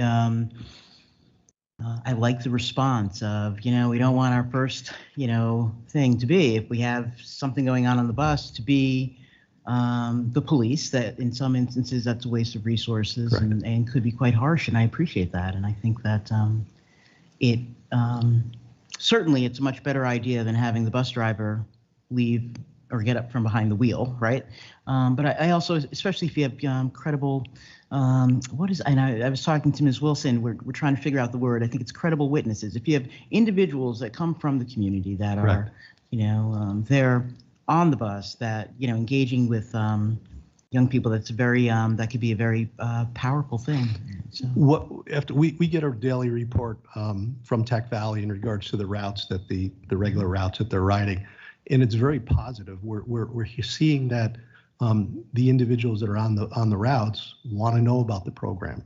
They want to know about, how do I become one? To be honest with you, and even when a young mother gets on with a carriage or a couple children, we have a sticker that we can give the kids to calm them down, and maybe that 20 minutes is what mom needs. And we're not going to give stickers to the kids at school, but the part of this that we're looking for is for them to engage with them. Become that, hey, they're going to be on my route every day. I can talk to them, or I can make sure that I don't have to yell at Johnny who's next to me. I can go and get the monitor or whoever's going to be on the bus. It's going to make for a safer ride, to be honest with you. And just one question for me. Could you just repeat again, if you don't mind, what you would like to see, what your expectation is? So it's an ambassador along with a school leader. School personnel. So again, I have to leave that to to staff, but I know how busy they are. Absolutely, absolutely. And you would be asking them to do this from, let's say we started, this would be like, I'm just making this up, April 1 till the end of the school Correct. year. Wow, on a daily basis. Correct. Okay. And what we're asking for, as you saw in the thing, there's only 2 routes right now that we are concerned about. Okay. The volume of reports that we're getting from those 2 routes is very concerning. 2 middle schools. 2 Myers schools. and Hackett. No, I'm sorry, Myers and North Albany. Sorry, Myers and North Albany. Correct. Okay. We feel as though if we can take 2 of your personnel, 2 of our ambassadors, and ride those routes to the end of the school year, we may be able to change culture. One of the things that we also do, is we did it today at AIC, is reteach. We brought a bus over. The principal from AIC wanted the kids to get on the bus for us to tell them the rules and regulation. We do that in the beginning of the school year, and we've done it a couple times during the school year. And that seems to work. Okay. Mr. Elmanyawi? Thank you for your presentation. I do find it as an interesting solution. I'm curious, do you have an estimated number of hours, that cumulative hours between the, I would assume you're asking for 4 personnel, would require daily? It would only require 2 school personnel, 2 of our ambassadors from CDTA. I see. So it's one routes. personnel per bus or per route. Got it. 1 school personnel, 1 CDTA person. Got it. And do you have an idea of a rough estimate of the amount of hours that it would require? Well, as being, I'm just going to use my previous, as knowing the school monitors and the times that they worked, it would be at the start of the route, say we'll say 250 till the end of that school tripper, which in our estimation is 40 to 45 minutes, maybe 50 minutes. And then we would transport with a supervisor that personnel at the end of the route back to their home school to get them back in enough time. We've done that in the past before. So it's not a morning time? We are not seeing any, I don't want to say any, but we are not seeing the problems that we see in the afternoon. And we believe that the mornings pretty much are handled. So it's essentially 2 hours? Pretty much. Ms. Savage?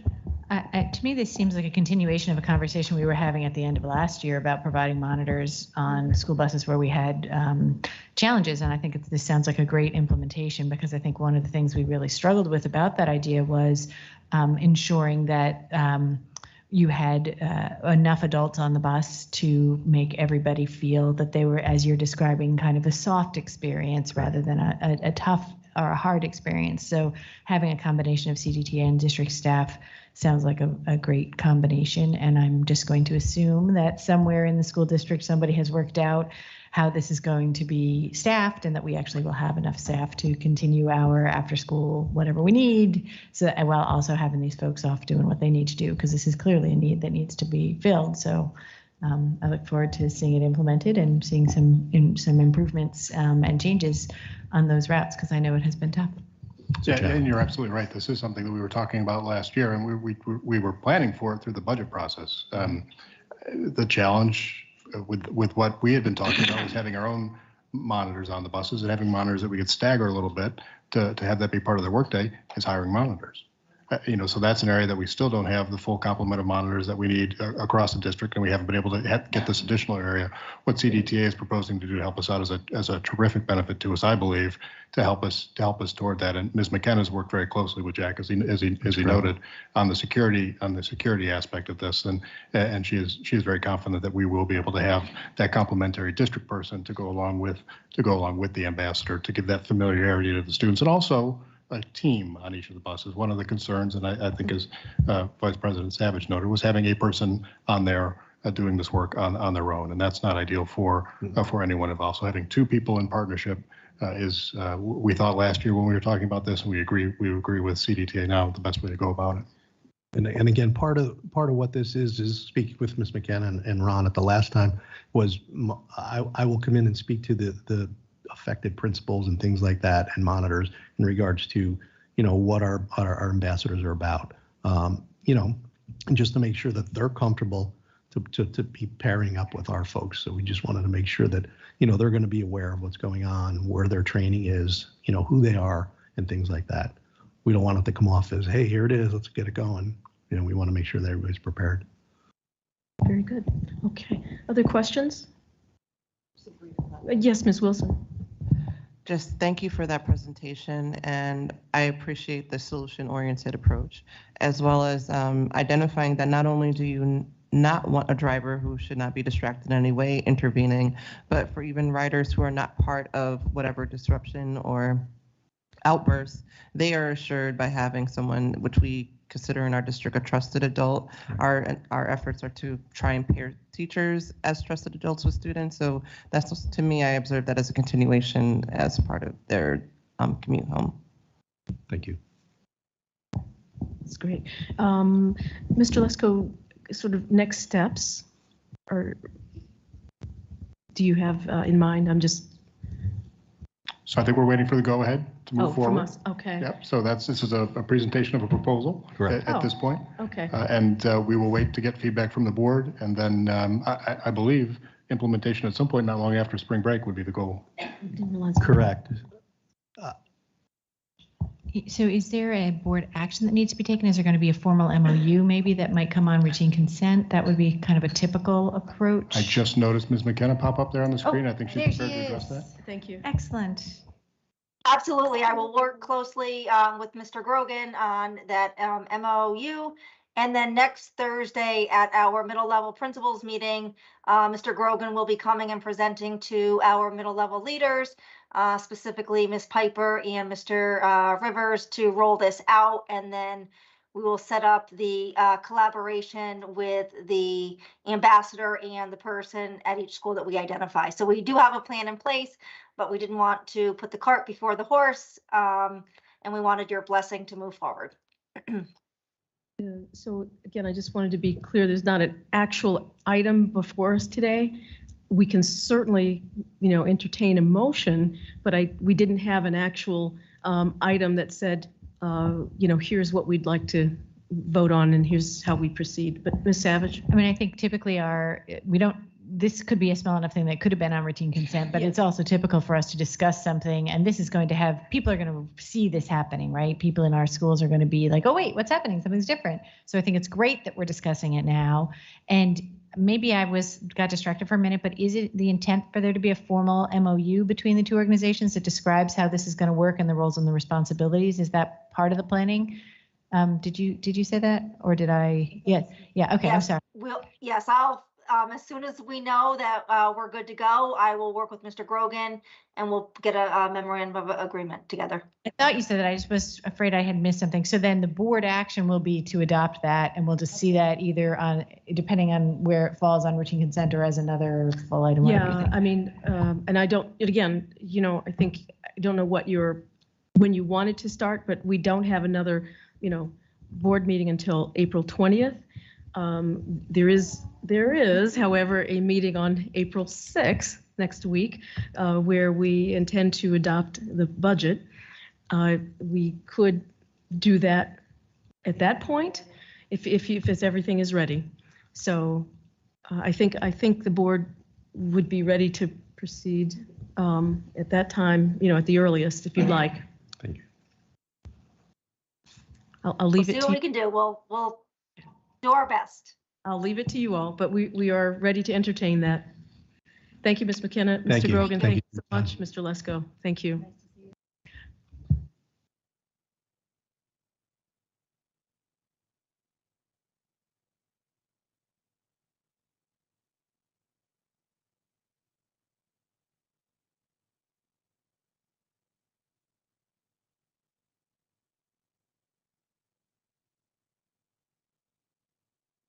Okay. Mr. Lesko, thank you. We didn't have many questions for you after all, but just wanted to make sure we were prepared. And all righty, very good. At this time, we would set aside time for members of our community, our public, to share information with us or their comments and concerns. There is no public comment today. but we do want to always invite and encourage members of the public to share their thoughts on the decisions we are facing and making. We accept public comment in person, virtual live participation, and also by voicemail or through our web-based form.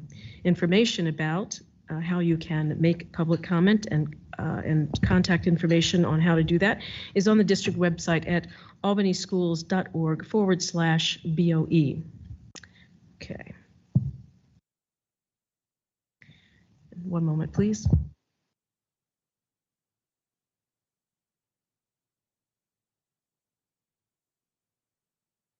Okay. So board members, we now come to routine consent. And for community, we move to this part of our meeting, which we call routine consent. And during this portion of the meeting, we approve routine matters for the district. These include items like contracts, field trips, personnel matters, and the like. Each board member reviews these items carefully, but we vote on them as a group with no discussion. That allows us to use our meeting time more efficiently. Nonetheless, each board member has the option to set aside any routine consent item in order to require a separate discussion and vote on that item. Okay, and with that introduction, I will now entertain a motion to adopt the routine consent agenda. Motion by Ms. Mann, seconded by Ms. Wilson. All in favor, or excuse me, I always do this. Are there any set-asides? Dr. Chatur? Number 12, go for healthcare. Okay, go for healthcare.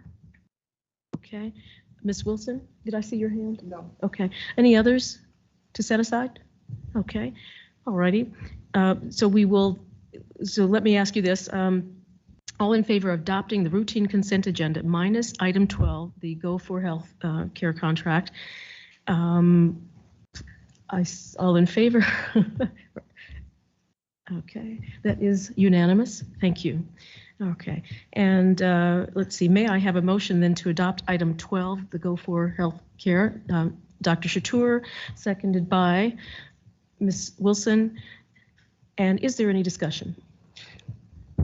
I just wanted to point out that the district is looking for an athletic trainer. A sports season already started. So this is a good fix for the situation we are in, that we are contracting with an external third party that will allow the athletes in various sports access to an athletic trainer till we get our own. So I just want to point that out. Okay, very good. Any other discussion on this item? Okay. All in favor of adopting? Ms. Wilson? Oh, that is unanimous. Thank you. And okay, and that brings us to the end of routine of consent, of course. Vice President Savage, could I ask you to make a kindly gesture? I got to put my microphone on to make my kindly gesture. So it is my honor to recognize on a coincidental day that we got the ASH presentation, which was a total coincidence, a returning hero from our district, Mr. Fred Engelhardt, who has been formerly the ASH principal, is now returning to be our director of grants and was just approved on routine consent. We are so happy to have Fred back with us. And did you want to say a few words? Are you interested in coming to the microphone? We would all love to hear your dulcet tones. Just a little put you on the spot situation here. Welcome. Thank you so much for having me. I appreciate this opportunity to address the board.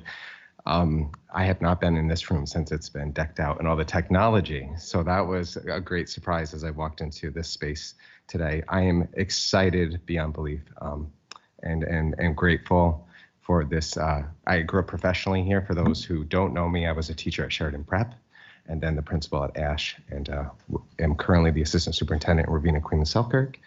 And now I'm looking forward to this journey back. So thank you so much. Many have said, welcome home, and that's how I truly feel. So thank you. Thank you very much. And as we pointed out at one of our other meetings, the current director of grants is retiring, Ms. Eileen Leffler. And but I understand, Mr. Engelhardt, that you'll be starting and there will be some overlap. So we're sad to see her leave us. Happy to have you, however, as her replacement there. So thank you very much for joining us. Okay.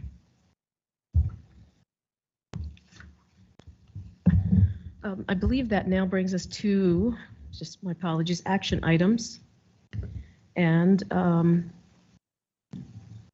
that will discussion action, and that starts with policy. Okay, I'll turn that over to Dr. Chatur. They're all discussion items today. Thank you, Madam President, members of the board. Today we have a big policy agenda. All of the above mentioned, all the policies that we are going to be talking about have been reviewed in depth by the policy committee, legal counsel, the relevant cabinet member, and members of the district equity leadership team. And that last part has been the trend for the last few meetings that we've had, that every policy is going to be looked by the from an equity lens. The first policy for discussion is 4200, which is curriculum management. A minor change to this policy was recommended in regards to reporting.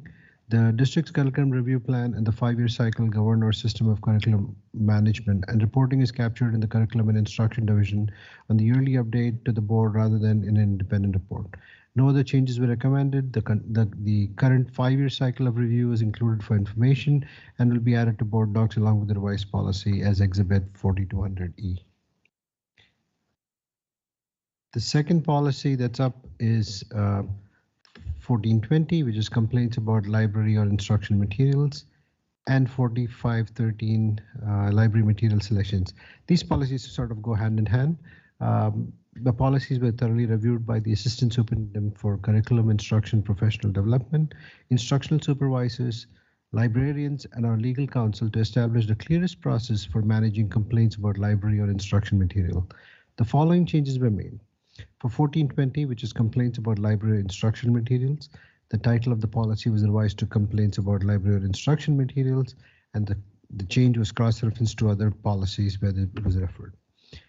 We revised librarian to certified school library media specialist to establish staff with this certification title as the authority in complaints about library materials.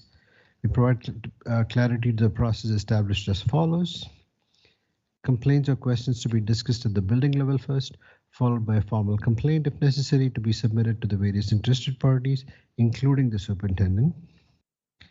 The superintendent or designee will identify a chairperson of an instructional materials review committee to lead the review of the complaint. The committee will have 30 school days to make a recommendation to the superintendent, who will then render their decision. The superintendent will notify the complainant, the committee, and the Board of Education with the decision. The complainant can then appeal to the board, and the board can independently choose to review, or the board can independently choose to review the superintendent's decision. The board's decision will be final. The policy now also includes a clear statement that any material that has been reviewed within the prior 5 years will not be reviewed unless so directed by the board. The complaint about library instructional material form is now included as 1420E exhibit. To be added to board docs will be 1420R, which is a regulation that provides more details on how the committee will address the complaint and the conduct review. This should be coming shortly. 4513, which is library material section. We again revised librarian to certified school library media specialist to reflect the actual NICED certification title. The detailed language about what will not be neglected was removed in favor of a sentence that positively states that selection of resources reflects and supports an exemplary school library program, including restating our commitment to equitable distribution of resources with a reference to policy 0105. Explicitly reference policy 6900, which is disposal of district property, to provide clarity on the process of disposal of library materials. The next policy for discussion is 4511, textbook selection and adoption. A minor change was made to remove a reference to a policy that no longer exists, which is policy 4350, multiculturalism. 3100, superintendent of schools, is the next policy.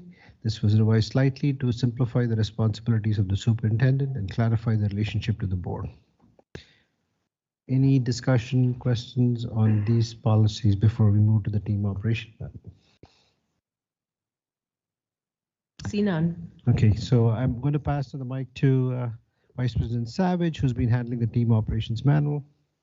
And I know the first question in people's minds about the team operations manual is how much longer until we are done because everyone is tired of having brand new sections of the team operations manual every week. And so we are very much closing in on it. Tonight we have several. The next time we will have 3 that are going to the policy meeting next. The team operations manual review are going to policy, and then after that I think there's just maybe 6 or 7 more sections, and then we will be done, and then we will be able to start including them, as I know you all know is the plan, to include them along with the relevant policies so that they will stay an active part of our board culture and our cabinet leadership culture. And so we will continue tweaking them as we tweak each policy every few years. But this onslaught of material that's new and that you need to read and understand and internalize is almost done. I promise it's almost done. But what we have in front of you tonight, you will see is several policies. Corporate identity and legal authority, which we've numbered 2, is very nominal. That is the legal status of the school board. It has a relevant policy 2100 that is also there. You'll see those changes are pretty small. 11, discussion and voting. That is essentially describing what we do here. There is no changes in there to our current practice.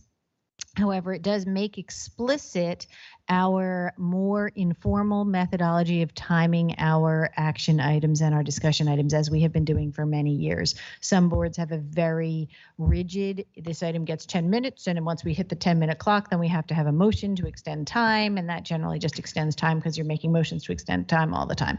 So what we have been doing for many years is we allow the president the freedom to facilitate the meeting and try and bring it to a natural close. It is each of our obligation and opportunity as a board member to draw attention to the fact that we maybe perhaps are going over time, and we can certainly call for a motion about whether it's time to extend time or bring a topic to close. So that's very explicit in there. 13.5, board officers, is of special note because if you read board officers, you will see what a difficult job the fabulous President Vicki Smith has agreed to take on. It is a very substantial amount of work, as I know, since I did it for some time. And I think we should keep looking at that and really start thinking hard about what's feasible for board presidents, because it's really a lot what we've got in there. So I draw your attention to it. Right now, we've made no changes. This is just as we've been doing it, but we need to think hard about how we really structure ourselves. 14, communication between meetings. That also has a related policy 2710, but there's no changes there because that one's less granular than the team operations manual. Of special note, this section talks about how we approach cabinet members, how cabinet members approach us, how we interact with the board clerk and the superintendent. All of that seems really kind of like procedural, but it can be really important, right? Allowing the superintendent to ensure that he is directing or she is directing the staff and that the board does not end up in a position where they are directing staff, because that's not our role, is really important. And ensuring that we're in complete compliance with the open meetings law is very important, and that is also embedded in there. That tends to change a little bit when you have a new superintendent. Different superintendents have different ways of doing things. So as we expect to have a new superintendent in June, I would expect this is a team operations manual section and policy that we will revisit relatively quickly under the leadership of a new permanent superintendent. Number 20, community communication. This is tied into the policy called 1400, public complaints and concerns, and describes essentially how board members should be interacting with community members and what expectations community members should have of board members. This is particularly tricky when a community member is upset about something happening at the school or building level, right? That happens all the time. People call because they think that their student is being bullied and that it's not being handled well. Well, okay, that's not, a board member is not in a position to be navigating the intricacies of that situation. That's the principal's job and the superintendent's job to support the principal. So it describes in some detail suggestions of ways to handle those tricky conversations. 25, board member orientation. This also is just documents our recent practice over the last couple of years, or last couple of board members. We're such a senior board now that I can't even say the last couple of years, right? Because we've all been on for several years. But we have had some fluidity in our quality of our board orientation during my period on the board. And so this tries to document what we do to help our board members hit the ground running and be effective. And also, our old policy still said that we handed people hard copies of everything. And so now it says, we will give you access to things, and here's the link. We do not need to give you a hard copy of the financial audit, which is like 800 pages. So that is it for discussion. We will act on those next time, and then there will be about 10 more coming over the next couple of months, and then we'll be done. Terrific. Would you entertain any questions if there are any? Colleagues, any questions on any of these policy items? Ms. Wilson, did I hear you? It's not really a question. No? Okay. All right. Well, seeing none, we will move ahead to the next item. Thank you both. Okay. Okay. Next, I believe for, let's see, wait a minute, let me go on. We got a little bit out of order there just because this was more discussion, and usually we do the actions first. But I'm going to continue on with as we have it. I'm sorry. Yes, Mr. Elmanyawi? I just wanted to say thank you to the policy committee because they work really hard. I mean, Oh, yeah. that's the only thing I've got to say about that. Great. Thank you. Thank you. I mean, thank you for thanking them. So. One thing before you move on. Oh, I'm sorry. Go ahead. Yes. Is there something else? The what policy? Policy. Oh, go ahead. Go ahead, please. You know, I think I just, you know, in this country, a lot of things are happening when it comes to schools, right? And I think that we're a very fortunate district, and I'm glad that this was a policy. I'm talking about the library materials selection policy. This was a policy that I know that my colleague Ms. Krejci, said we need to make sure that we look at this, and we were certainly all in agreement. And I wanted to outline that. I think it's a strong policy and an important policy. So thank you. Great. Thank you. And Ms. Savage, please.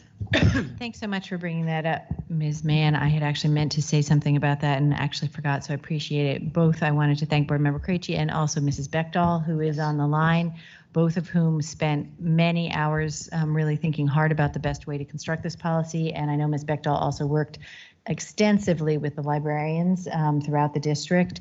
And one of the things that they proposed that we add, which we did, which we're not unique in this way, but the requirement that we not review materials, library materials from complaints from the community more than once every 5 years. We have become aware that in some districts that their library review material policy is being used as a hammer against the district. So certain kinds of groups are identifying a book that they're concerned about, and they're complaining about that book every week. And if your policy says every time we get a complaint about a piece of material, we will convene a review policy and we'll go through this whole review process, they're stuck reviewing that same book every single week or month or every 6 months. So that's why that 5-year, once every 5 years is in there. The board has the authority over this matter, and we can certainly say we still want to look at this again, but it's not going to come up as an organic complaint more than once every 5 years. Very good. Thank you. Oh, go ahead, I'd like sir. to make one comment for a fellow that's traveled a lot of roads and visited a lot of school districts. I have never seen a board as attentive to the policy parts of their job as this district does. There are boards of education who haven't changed very much unless the state says, here's a new one to deal with, but they don't take a lot of time to go back and look at all the other policies. I've been in awe at many of those sessions. So. On behalf of my colleagues, I thank you. Yes. Thank you. I just want to point out that, the district staff are looking at everything with an equity lens themselves. So when it comes to policy, the facts are there, the discussions happen. It's a very, very collaborative environment. And on top of that, we work with NISBA, we work with school board partners, we look at other districts in other parts of the country and see what's happening. So we have a finger on the pulse and see what could be coming down the pipeline and try to be proactive rather than reactive. So thank you for noticing that. That's a great point. Okay, very good. If we may, we'll move on.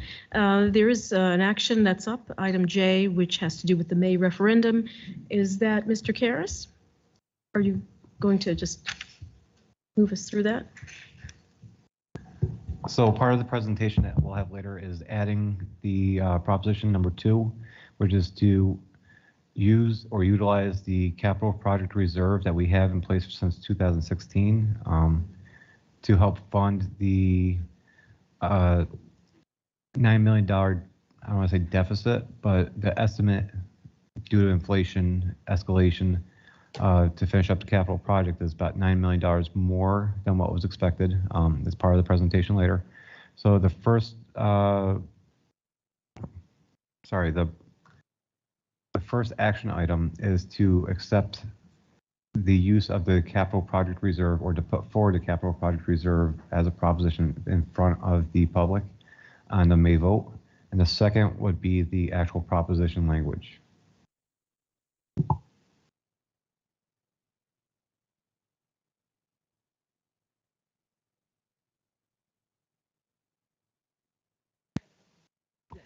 So I just want to make sure I understand. It's going to be one action for the voters. We're taking 2 actions, but ultimately on the ballot it will be one action. Is that right? That is correct. It is to increase the actual overall expenditure for the capital project to the $188.9 million. That's inclusive of the $9 million that we would utilize from the capital project reserve that we already have. So there will be no impact to the taxpayer. But there's one proposition for the 2. Okay. And I'm happy just to read the language. Oh. Okay. Oh, I don't have to. You can confirm, no, Dick's not here, but we have never read them out loud. Okay. All right. Well, just to be clear, unless someone wants to, but we do have it up, and I want to make sure that I start out with the right thing here. So the first one, as Mr. Karras said, was to obtain permission from the voters to access $9 million from our capital reserves that would allow us to finance additional construction of Albany High School and also site work there, plus equipment and furnishings and so forth. And that is the motion or the resolution. Could I get a vote on that one? I'm sorry, I'm doing this right. Did a motion on that too? Okay, so I'd like to get a motion to adopt this resolution. Mr. Elmanyawi, seconded by Ms. Krejci. Any discussion? All in favor? That is unanimous. Thank you. And the second is the resolution that would authorize the proposition to be presented to the voters at the annual district meeting, which is on May 16th. May I get a motion to adopt? Dr. Chatur, Ms. Mand, seconded. Any discussion? All in favor? That is unanimous. Thank you all very much for that. Mr. Karras, you may proceed. Thank you. Okay. And Ms. Regel, I will have these ready for your certification. Okay. Next, we do have a discussion and a presentation from Mr. Kent Baker regarding the Data Assessment and Technology Office, and he will be joined by a number of his colleagues. Yes, a very large group.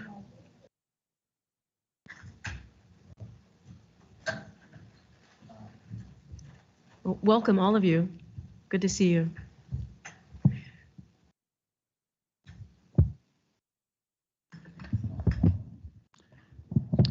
Good evening, President Smith, Vice President Savage, members of the board, and my cabinet colleagues. Yes, you may have noticed I am not alone this evening. And I am genuinely thrilled to be surrounded by my leadership team, as well as what I characterize as really the heartbeat of our team, being the interface and the public face for our largest stakeholder group being teachers, and I'm referring to our team of coaches. You know, our technical staff, information and deep technical staff are really part of the engine behind, but the interface really happens with our staff and the work that goes on out in the field. So I've been talking about and frankly living the glory of all the work of many of the folks that are here tonight. And so I really want to have them speak for themselves as much as possible. I will say that in addition to having a large team, you probably noticed we have several slides, but I do want you to note that we will approach this the way we do the work of our division, and that is with a rosy disposition, but also a real focus on executing with ruthless efficiency. So I think we will move things along for you fairly well. And with that said, the last bit of pretext is I'm going to cue things up, talk through a little bit of the logistics and mechanics of our district, and then take on more of the posture of a doting parent than part of the leadership team, because I'm really, really happy about having this team speak for themselves. And if that isn't enough, we have the rare treat that we all love, and that is hearing from a student who happens to be our valedictorian. So, okay, with that said, all of our work, like the rest of the district program offices and buildings, is centered on all of the values and other aspirational targets in the district vision and mission. And of course, our division also has a separate subset of goals that really speak to how we endeavor to affect the organization. Here is the org chart, and I often speak about us being 3 departments within one division, and we really truly are, even though we're inextricably linked in our work. There are certain skill sets and responsibilities that live fairly rigidly within some of these verticals. And when we talk about trying to represent the scope of work, I find it harder to find something that we don't reach as a division. And I'm just speaking factually and not in any other way in terms of self-promotion, but we truly impact every single thing that goes on in the organization. And that's not just within the school day, it's beyond the limits of space and time. And so you think about concentric circles, and what I tried to do here was just take little domains of responsibility and make concentric circles around what you see here. And then on top of that, really, we're trying to fold in instruction and then all the operational efficiencies. So we touch the entirety of the school community right down to every single student. We field calls from students and their families, every single staff member, and as well as other outside community partners and agencies. So this attempts to distill even more our aspirations. And if you think about this almost like a Maslow's hierarchy of need, we have to deal with that support and the management at the bottom. We have to provide foundation. We live a lot in that middle section too, which is where we get to efficiencies and becoming, having facility with our tools. And that's not just us, but those with whom we are charged with bringing or lifting into effective use of technology. And of course, we aspire to get to the innovative stage, and that is not attainable unless we account for, and it is also important to note that this isn't necessarily linear, and we have pockets where we're innovative.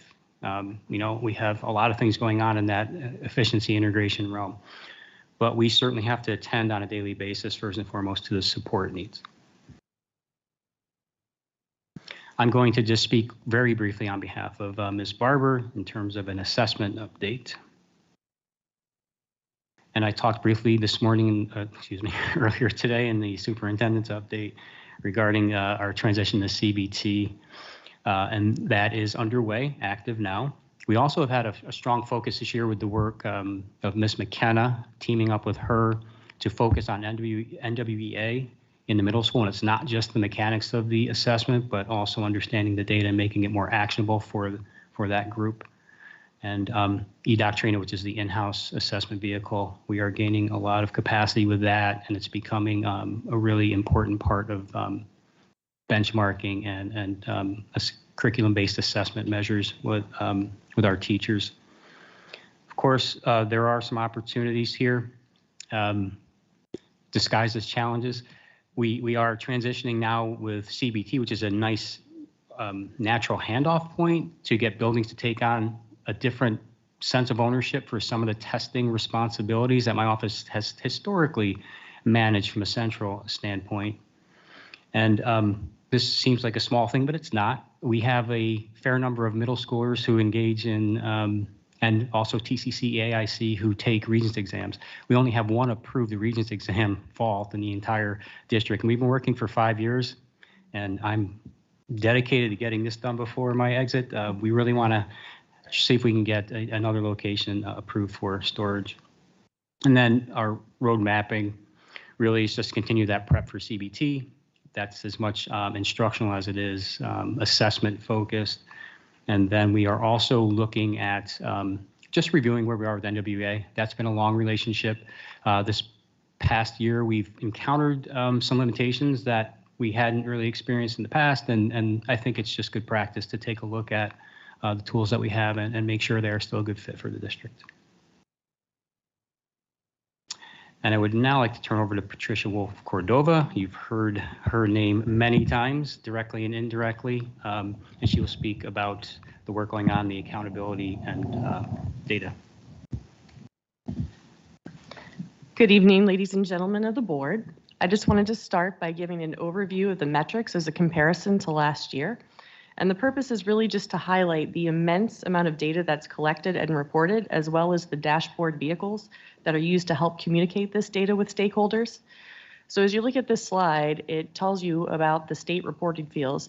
There are 7 million pieces of data, really it's more than that are collected for students. And that doesn't include the 1.5 million attendance records that is also included in that. So it's just an immense amount of data to handle.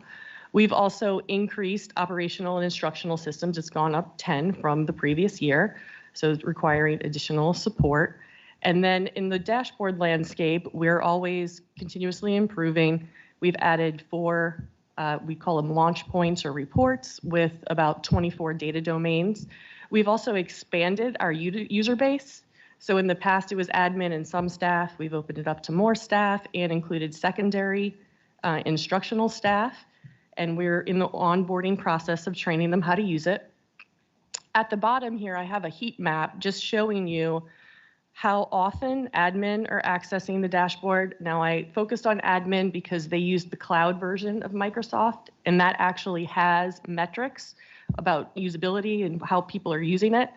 And if you this is just the top use, but if you add up all the numbers, it's about on average 3 times a day that they are accessing it and using it to inform them. This next slide is just by the numbers for the instructional side. So we also support the instructional tools and ensure that people are scoped to be able to use the tools and get the the applications that they need. You'll notice that all the schools use it pervasively and that we're always adding new applications, as you can see in the bottom right-hand corner there. Now I show this very, very busy slide just to, illustrate the complexity of, all the integrations, interoperabilities, the interdependencies, and how also our department essentially supports every facet of district operation. And I think it's also just important to note, just thinking about how important it is for the quality of data, because one wrong thing propagates throughout this crazy matrix of information. Our initiatives are continued from last year. I'm just going to focus on 3. That's the MTSS monitoring and the SRSS, which are social emotional data, the digitized student record, and then the data governance and data privacy.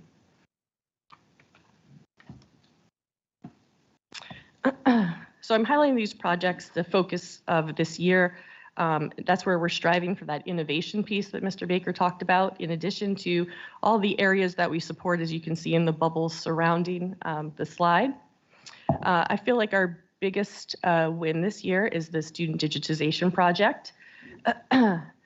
That was really to ensure a comprehensive data store for each student in all facets of the student history in one convenient place, eliminating any sort of lost or disconnected files. It also incorporates data privacy and adherence, and this product, embeds access controls. It can also, it's based on your user profile. It will limit dissemination of files by controlling the ability to download.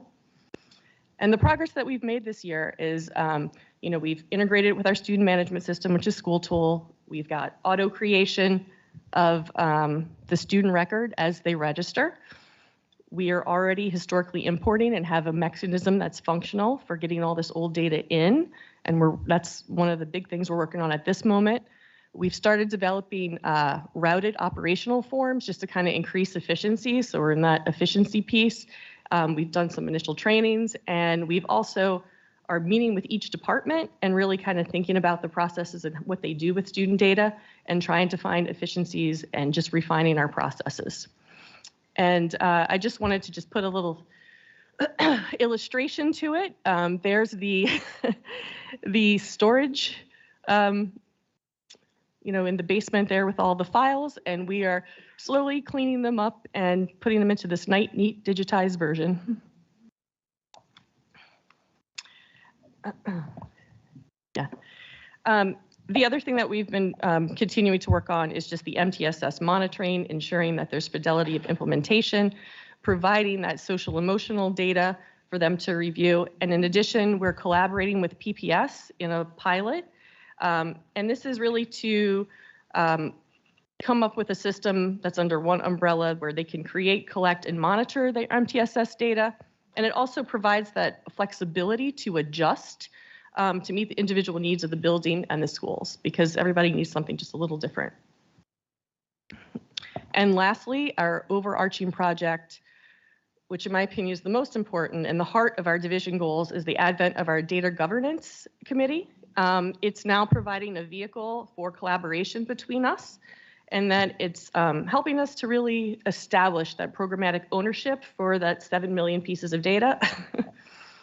Building capacity and really uncovering some efficiencies. We also focus on data privacy and sort of teaching those best practices. And it's really kind of given us an avenue to start implementing some changes in our practice. Our challenges and opportunities have remained consistent. I will just highlight once again that programmatic ownership piece, where we were dealing with those 7 million pieces of data. There's no way for us to check every piece of data and ensure that it's correct, but we are leveraging the data committee as an opportunity to formalize the ownership and build understanding among the stakeholders. And we're also really trying to help them understand how the data interrelates and impacts data, funding, and accountability, which a lot of people don't understand how all those pieces work together. And our roadmap, we continue with our current projects similar from last year, really just to sustain momentum each year, adding some enhancement to it. And I feel like the next piece of this digitization project that I think is important for people to be aware is the new central registration portal. So we're really trying to revamp that inside of this new digitized system to be, we can customize it, make it more user-friendly, really guide the families through the process without having to know the 5 million options during registration. And along with that is kind of a vision of a kiosk type, online model where if they come in, you would have stations with PCs and scanners to help guide them through, and everything could be as paperless as possible instead of having these paper folders. And then we've also discussed with, departments and buildings, the possibility of them digitizing their records that are not student-based, but other types of information. So thank you very much for your time. And now John Wild will update on technology innovation. Thank you, Tricia. I wanted to begin with talking a little bit about technology support by the numbers. Since the beginning of school, we've had over 9,800 tickets open. Outside of that, we've also had an additional over 17,000 calls that we've received. And I bring that up for a specific reason. A lot of those calls are first-time resolution. We're trying to be better about quantifying those, getting those into the ticketing system. But then I'll also ask you to notice the graph in the top left, because as quickly as we are attempting to close out the tickets are also then coming in just as rapidly. Additionally, on the right-hand side for managed assets, you'll notice that we are over 27,000 managed assets now. That is a continued growth that we see year in and year out. And finally, on this slide, I'd like to call your attention to the district uptime. And you'll notice that those numbers have dropped since last year. That is actually related specifically to our cyber event, where we proactively took systems through the internet offline to be proactive. Next, I wanted to discuss a little bit about cybersecurity. This consists of constant monitoring, as we all know, but we've also invested in state-of-the-art resources to help us with this monitoring.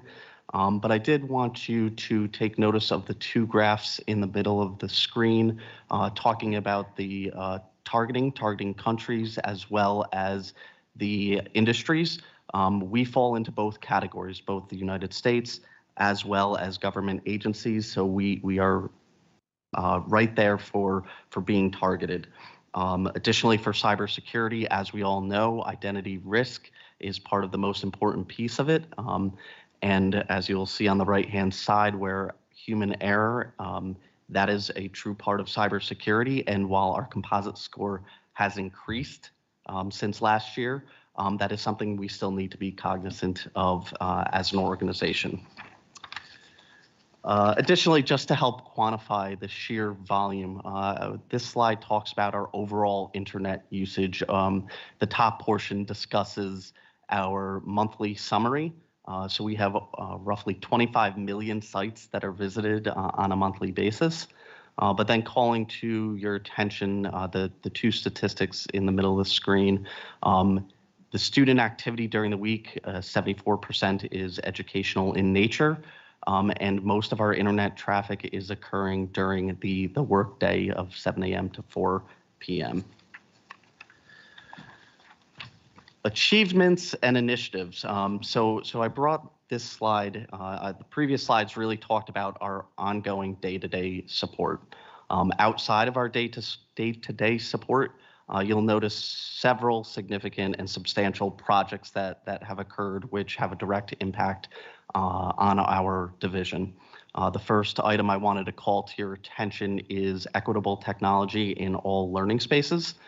We, through different funding sources, COVID relief, we have been able to utilize and make sure that every single instructional space throughout the entire district has the same technology.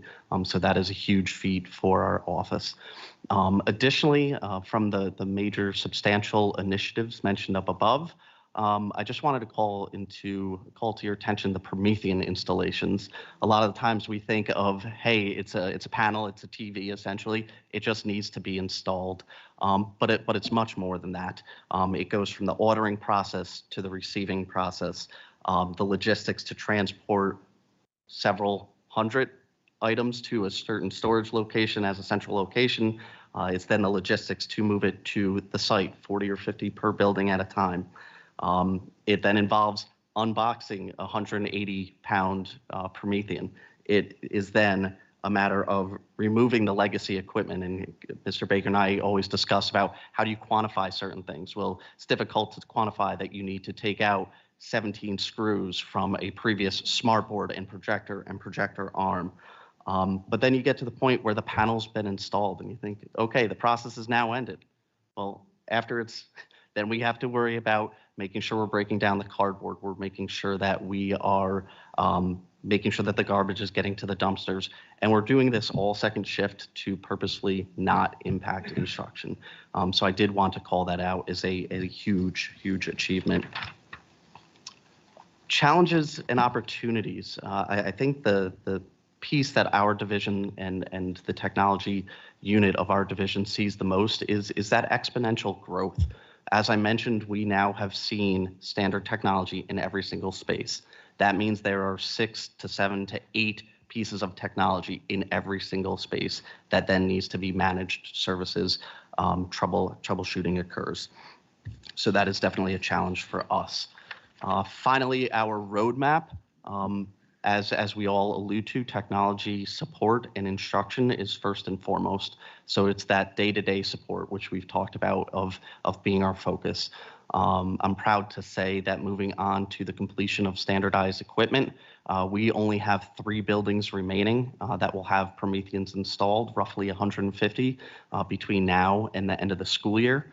Again, we're coordinating with building leadership.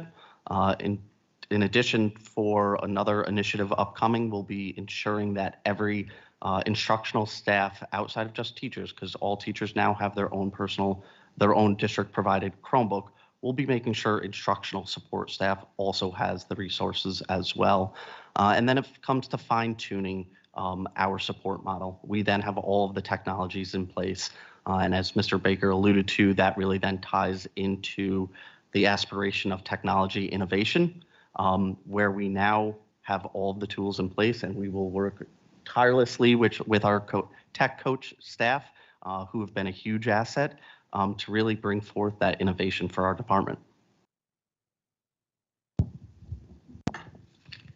I just want to briefly introduce the representatives tonight from the coaching team. So we do have 4 full-time coaches who are all assembled this evening. We also have 10 part-timers who contribute just as much on top of their standard teaching duties. So they're all teachers on special assignment in terms of how they deliver this professional development.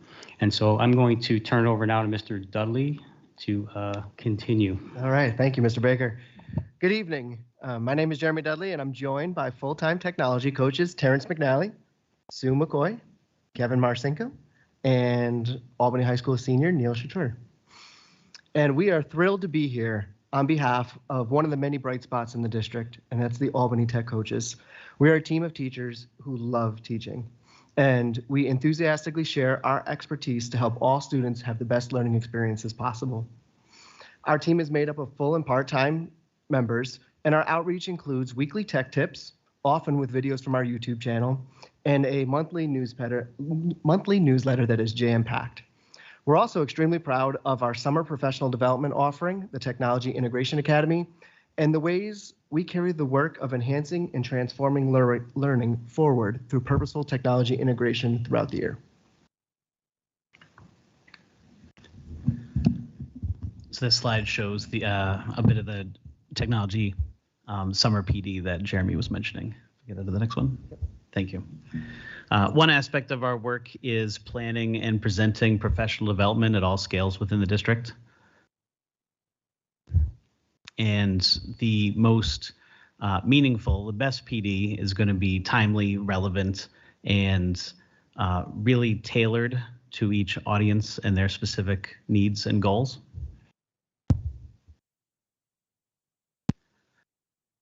We see ourselves as pollinators of those innovative ideas and best practices that are occurring throughout the district.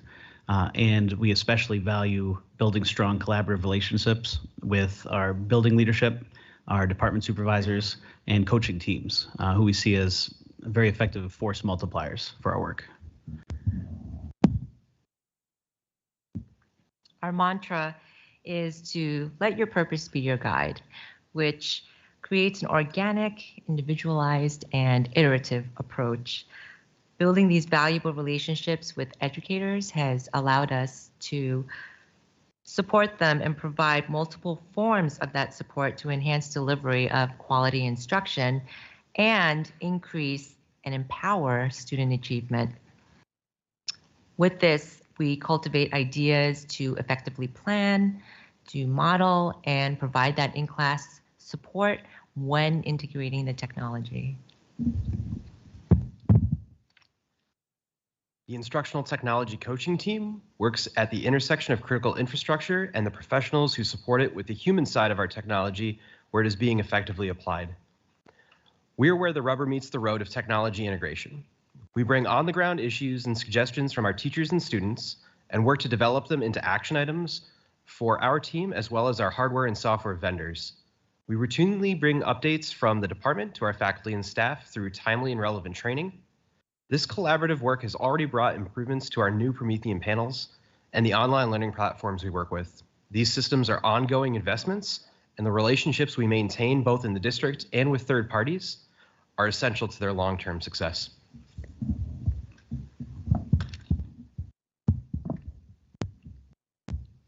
From creating one of my first video presentations in 5th grade with the help of Mr. Dudley, to now being a proud member of the Student Help Desk, it shows the continued value that technology has had in our school district.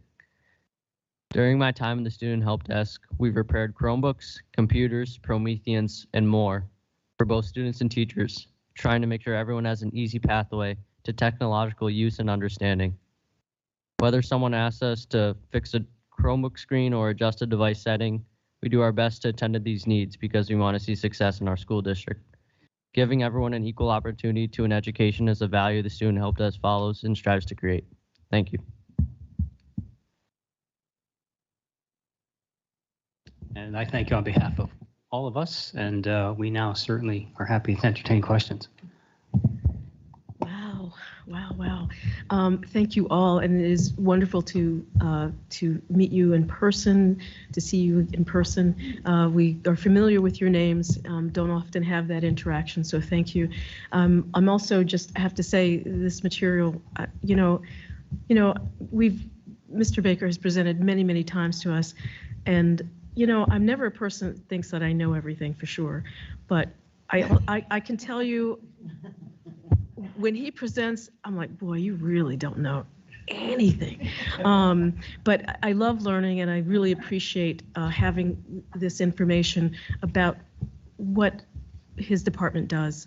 And really, I mean, you wouldn't necessarily expect us to know, but I think I'm just saying that I couldn't even imagine what you've described here, and presented. I would never just on a daily basis think, oh, all I think about, well, somebody took care of that for me. That's simple enough. But at any rate, just really wanted to say thank you all very much for the support, and we can see how integral you are across every area of education. And so really thank you so much. And Mr. Baker, your leadership, if I'd be remiss if I didn't say it again, your leadership for these years with the district has just been incredible and valuable, and it's been a pleasure to watch this department develop and grow and really just take its form and proper place. I feel like we are ready for the next, centuries to come. And you all have been a great part of that. So I'm going to stop talking, but I wanted to see if my colleagues had any questions or comments. Would you like to start? So everything she said, plus having sat in some of your shoes at various times, I have been a trainer for I was a trainer for many years. I've been a network administrator at a much smaller scale than what you guys do. So I'm a database person, and I know how to write SQL statements, and I can run a database if I have to. So I kind of have enough to understand what this means and the amount of work here. I think that your team, all of you, is one of the most radically underestimated teams in our entire school district. The amount that you do with the limited resources you have is astonishing and tremendous. And today, I've always thought of you as the backbone of the district because I know that nothing happens without the tech. I know how that works. But today I have a new vision of you because now I'm thinking of you as like the spirits who deliver technology in the middle of the night when nobody's there, and they come in the morning and there's a Promethean board. Right. So it's that is my new vision of you guys. It's just like this secret cabal making things work behind the scenes so that everybody can get their work done. So we really appreciate it. And I know that my board colleagues and I spread your praises whenever we're talking to folks. And I also understand in the technology world how frustrating it is because people don't even know you're there until something goes wrong, right? 99.9% uptime, nobody cares. 0.1% downtime, suddenly you're on the front page of the newspaper, right? This is the reality of how it works. But we all of us know and understand that we're up 99.9% of the time. And if somebody's complaining because their printer doesn't work, it's not because no printers work in the district. It's because something's going on and it's going to get fixed. So we talk about you that way. And that doesn't mean that everything is perfect. We understand there's challenges in that you're constantly innovating and trying to improve things and make them better. I don't mean to be Pollyanna about it, but I do think the level of technology on the instructional side and on the system side that we offer in the City School District of Albany is far surpasses what most school districts do. And I always love when people like Fred and Rick Shea come back because I chat with them. I'm like, so tell me a little bit about life, where you were. And I do hear frequently that the technology support in Albany is substantially better than in other districts. And we appreciate you. So I have a million questions about the specifics because I'd love to know how it all works, but I'm not doing that here on the board floor. Dr. Chatur? First and foremost, thank you for everything you've done, Mr. Baker. I mean, it's an amazing team that you've built. It's amazing all the things you've done for that. Even I know what we were doing before I was on the board, but watching so closely from the board seat, all those improvements, those dashboards and all of those things, some things that were ideas that would have come out of a conversation to actual reality. It's been a fantastic experience. Absolutely. This thing in my hand is more powerful than the computer I wrote my dissertation on. So, you know, that's where the world is today. Yeah, everything's about technology. And then the number of devices that exist in this is mind blowing. I noticed on one of the slides that you had a chat GPT session. I was like, wow, you know, you're already there. Because we're having these discussions in the university and stuff like, how do we deal with this? And it's schools already thinking of this. They helped us. That's another thing. You know, it's a very sustainable model, which has got multifaceted advantages. You're putting these technologies in the hands of kids, teaching them how to fix it. So that that could become a career path. B, it gets them used to it. When things break, how do you fix it? Because DIY. Everybody can look at a YouTube video and do it, right? So who makes that YouTube video? Whereas it's fixing your Android or iPhone screen to more detailed things. So it's great that we have that, and because it's the students within the school doing it, it's that camaraderie that builds up. So there's a lot of positiveness that comes from that. So kudos for starting that too. I'm waiting for him to fix my computers. So. Thank you again. Thank you, everybody. Yes, Mr. Elmanyawi. So you spoke about ruthless efficiency when you began, and you could really, I understand what you mean by that when you mentioned 17 screws and 185-pound Promethean installation, because I'm sure that's exactly what it is. And the fact that you guys understand that there are processes auxiliary to the normal workday is really impressive, and it speaks to your understanding of the kind of enterprise of it. I also just want to kind of just touch on the fact that, Mr. Baker, I feel like you're really proud of this crew, and it looks like a really good crew. And we are also really proud of this crew, and we're going to miss you.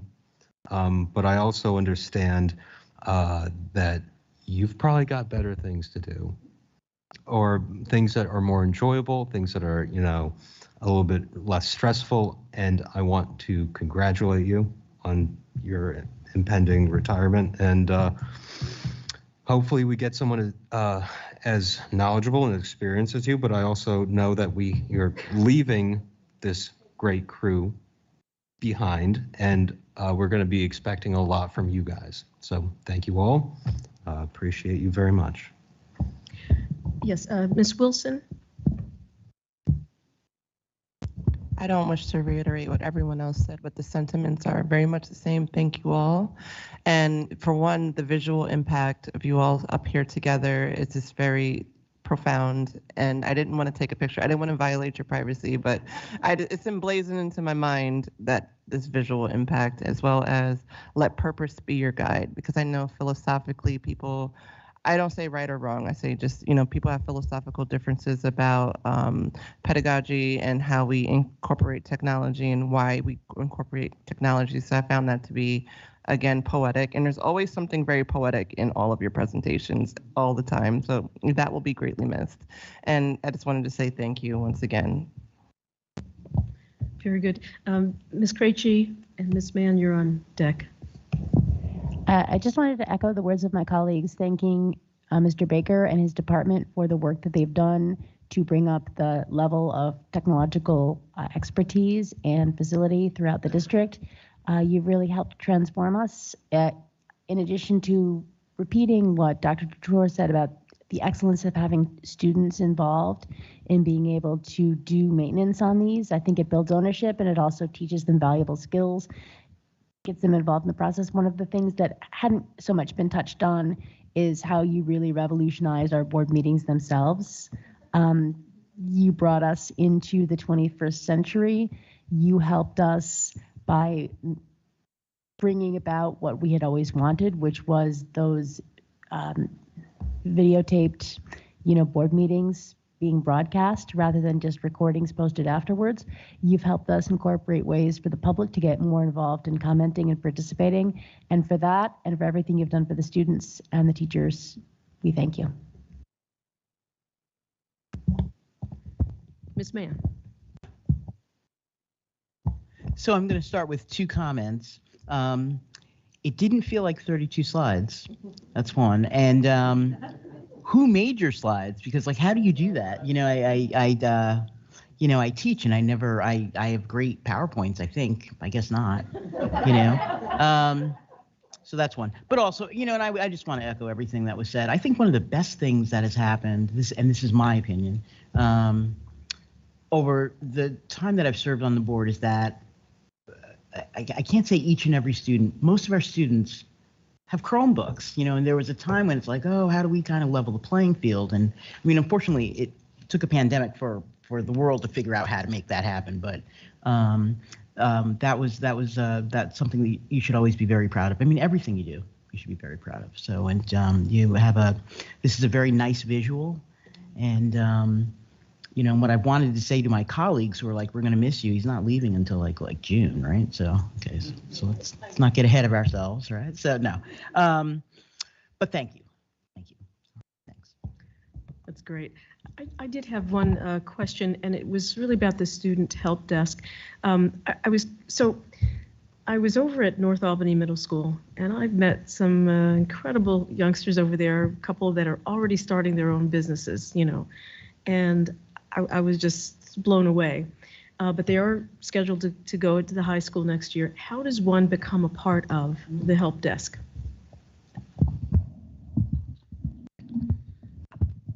Well, I can talk about this from my perspective. So when I first came here, freshman, sophomore year, COVID came. And then after that, I came back junior year. I saw a flyer around the school, posted, do you want to become a student help desk member? Scan the QR code. I scanned the QR code, set up a time to get interviewed by all these people. I was nervous. I got on the student help desk, and now I'm here. So, just seeing, around the school, there's a lot of stuff posted, flyers, you can see online, I'm pretty sure. Just there's a bunch of ways to get in touch with the student help desk and, join. So it's grown quite a lot in the past year or two. So I'm excited to see what it is in the future. That's terrific. And how many students are involved? I don't know. What do you think? 15, wow. But it'll probably keep exponentially in the next couple of years. So I just think that's fabulous. Thank you for sharing that.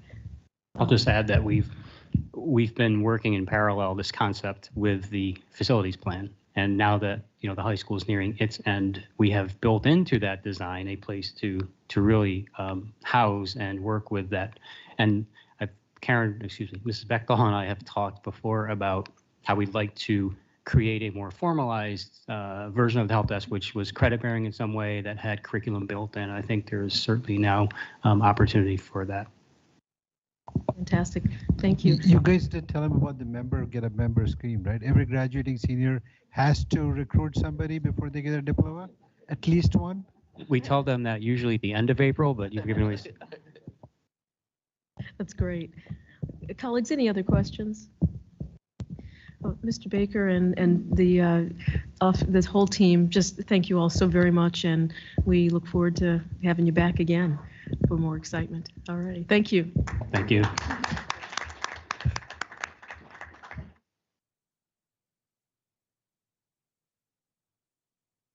And do we have another discussion on the table here? And I'm going to invite those of you involved in the capital project update to come forward, which will also be quite a group. Good evening. I would say. That's true. But we're learning. We're learning. All righty. Well, very good to see all of you. And who's starting us off with things? Nick DiLoretto will. Hi there, Nick. Hello, everybody.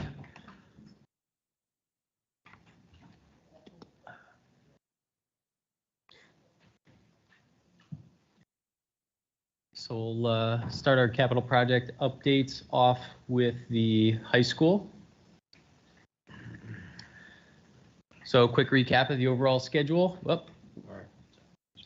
Really quick recap. We're done already. Well, we're in phase 3 right now, and we will talk a little bit about phase 4. We'll do that at the end, so we'll come back to that. But we'll jump right into phase 3. Quick overview of the punch list status. We're really getting there. We've got a little bit left to go. We're really hoping that the trades will be able to get this last chunk over the upcoming break week and wrap this up. Construction update. Sequence 2 of steel erection is ongoing. They got delayed a week due to fabrication. They got a week late start. So the general contractor is working through alternative sequencing to account for that. And the steel will be wrapped up in the next few days. The future athletic spaces on the bottom here, we have some pictures of the future weights and fitness and cardio rooms. Drywall and taping is ongoing. Ceiling painting. Gypcrete was completed. That's why the floor looks all nice and level in there now. And lights are being installed in the weights and fitness. Next is the dance studio, nearing completion, just a couple work to complete items left. The flooring went in, the mirrors, the ballet bars, sound system, the electrical trim, all completed. So that space is nearing 100% complete. Gender neutral locker room, the ceramic wall tile went in, the toilet partitions, the plumbing fixtures, and the toilet accessories went in. That's on the bottom there. Quick snapshot of our EEO and MWBE. And we will continue to update this month. Potential change orders. Mostly some old ones on here. We've got a placeholder for the claim from the fireproofing contractor regarding metal lath installation for their fireproofing. The added partition at the greeter area is the next item. We have a placeholder for a change from MC cable to conduit in the weights and fitness area. We have a placeholder for some credits from the site contractor for some miscellaneous scope items. A placeholder for 2 electrical conduits from the main electric service room to phase 4. And then our temporary food service plan. A final CIC was issued for this change, and the contractors are working on pricing this up. Schedule for completing this work is 8/23, so that we can get this kitchen online and usable for the next school year.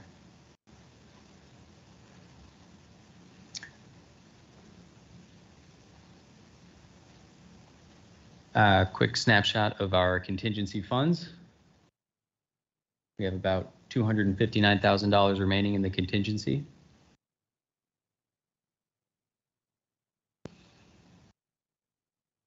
and our Phase 4 schedule.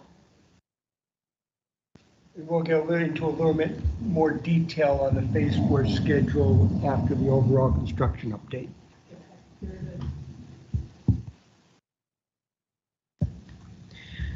So would you prefer to go through the whole thing, or do you want to go ahead and Do it right now. Okay. So colleagues, any questions on this piece? I think we're good. I think we're good, gentlemen. Okay, go ahead. On the North Albany Middle School. So as you all know, the primary work scope over the winter and fall is the auditorium. So a lot of progress on there. We have the new floors are completed. Essentially everything to finishing some wood stairs and the ADA handicap lift are essentially done in this space now. So we're tracking on target to turn over early May. Some renovations have also begun for the PE office renovation, providing some office spaces for the PE staff. And as, oh, sorry, go back there one quick bit. And the site work is going to be starting shortly after the spring break. We've actually relocated now our office from the field into an extra classroom inside the building, so it doesn't hinder any of the site work that needs to get completed. Just some updates on punch list. We plan on making a big push during the spring break to, unhindered with students to knock a lot of this stuff out. As far as change orders go, there was a sizable change order for acoustical panels. Some changes to the building security and the intrusion detection, as well as front lobby revisions to create a security desk alcove that we're still awaiting some pricing on.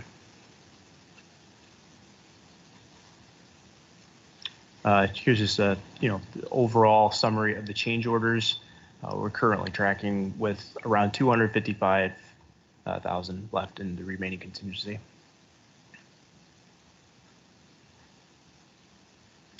Any questions on NAMs? So, John, I was over, was it last week? Yes, it was last week, I believe. And Will took me around on a little tour there, so I got to see the auditorium, and it's just looking fabulous, just wonderful. And I would have popped over to see you guys, but there was a meeting, I think, going on. I said, okay, don't be going in there. Lots of meetings. But yes, lots of meetings. But it was, I just can't tell you how incredible that auditorium looks over there. And I'm so excited for and hopeful about the first graduation being held there in June. So I'll take questions in a minute. I wanted to just say the other thing that was interesting and I've learned a little bit more about, and again, I feel a little fortunate. I've learned a lot from you all over the years, and I'm still going to say I don't know what I don't know, but I have certainly learned a lot about this whole area, construction and all of this. But these sound panels, the acoustic panels that went up, I'm just like floored. Mm-hmm. And as I understand, they were movable and they stand up. Wow. So I understand that staff was having some, I don't know, training perhaps on using those things because they're quite sensitive and maybe a little top heavy. And could you talk a little bit about the time you spend with staff orienting them to what's happening in the auditorium? Yeah, well, actually just recently too, it's part of the prime contractor's scope of work too, to provide the training, the lessons on the new systems being introduced last week. I believe it was Friday. We had a training with, there were probably a dozen people there on just the lighting controls. So everybody's up to speed. And then, we were working with Andrew or Ms. Piper to make sure those people are involved. And I know there's going to be a follow-up, more comprehensive trainings because it's not as involved as the high school auditorium, but there is some complicated bits of equipment that needed, operations. Just incredible. Thank you on that. Colleagues, any questions for Mr. Hunt there at North Albany? That's great. Just looking wonderful, just beautiful. Next time I'll bring coffee for everybody. Next, we'll discuss the district-wide project, which we're really coming down the home stretch on. Since this update, we're really down to just 12 punch list work items, and those along with the work to complete items that are listed. 99% of those are weather dependent or waiting on long lead items like FRP doors that need to be replaced, door hardware, and the cast stone, for example, at the New Scotland Elementary School. We're anticipating that the long lead items, that work will be complete by the end of May, and the stone work at New Scotland, that may go into the end of June. At Academy Park, the ramp hardware has been installed, and Stanley Security has performed their equipment installation as well.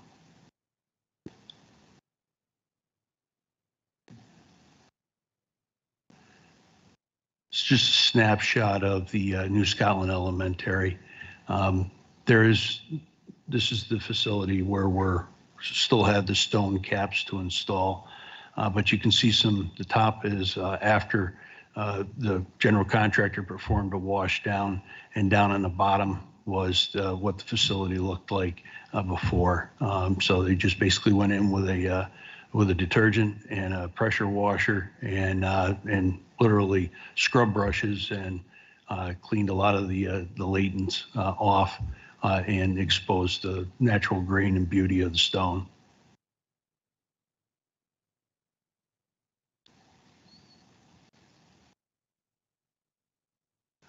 This is just a general update on the electrical service.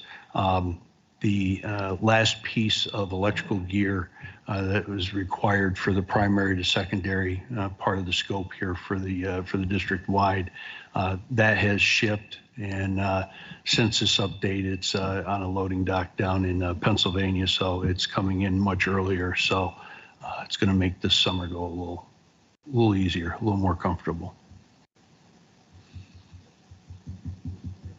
Mm-hmm.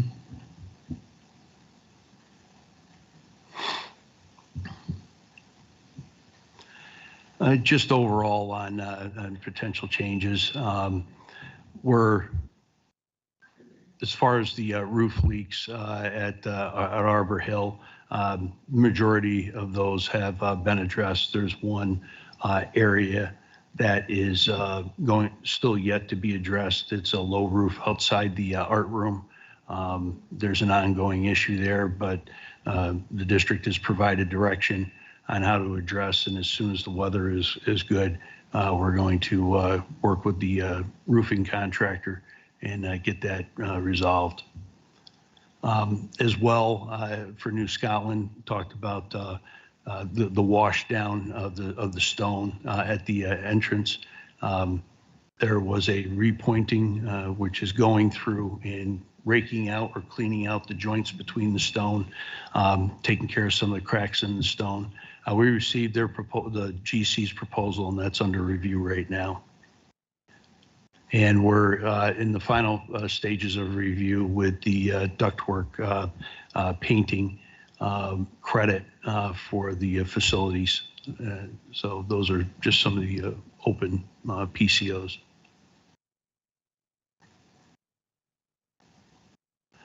Overall, our remaining contingency is around $148,000, which is percent remaining based on remaining volume 6.23%.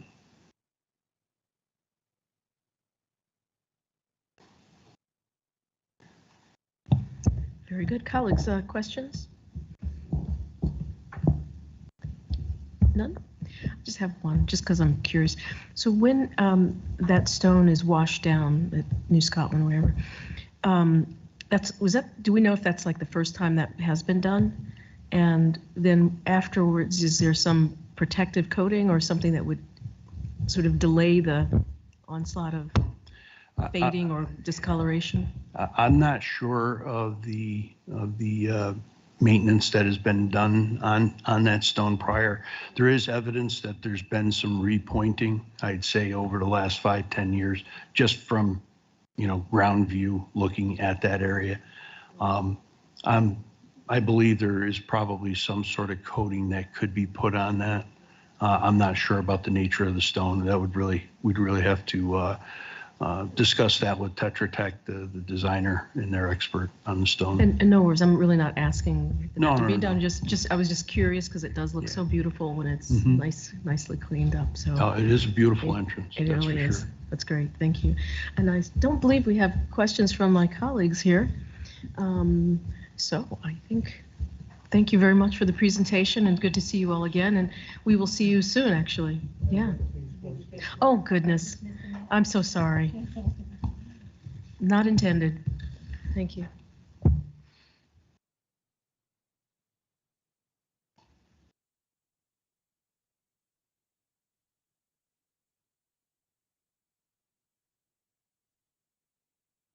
Okay, we wanted to give you a kind of a general idea of how the different milestones of Phase 4 construction are currently planned.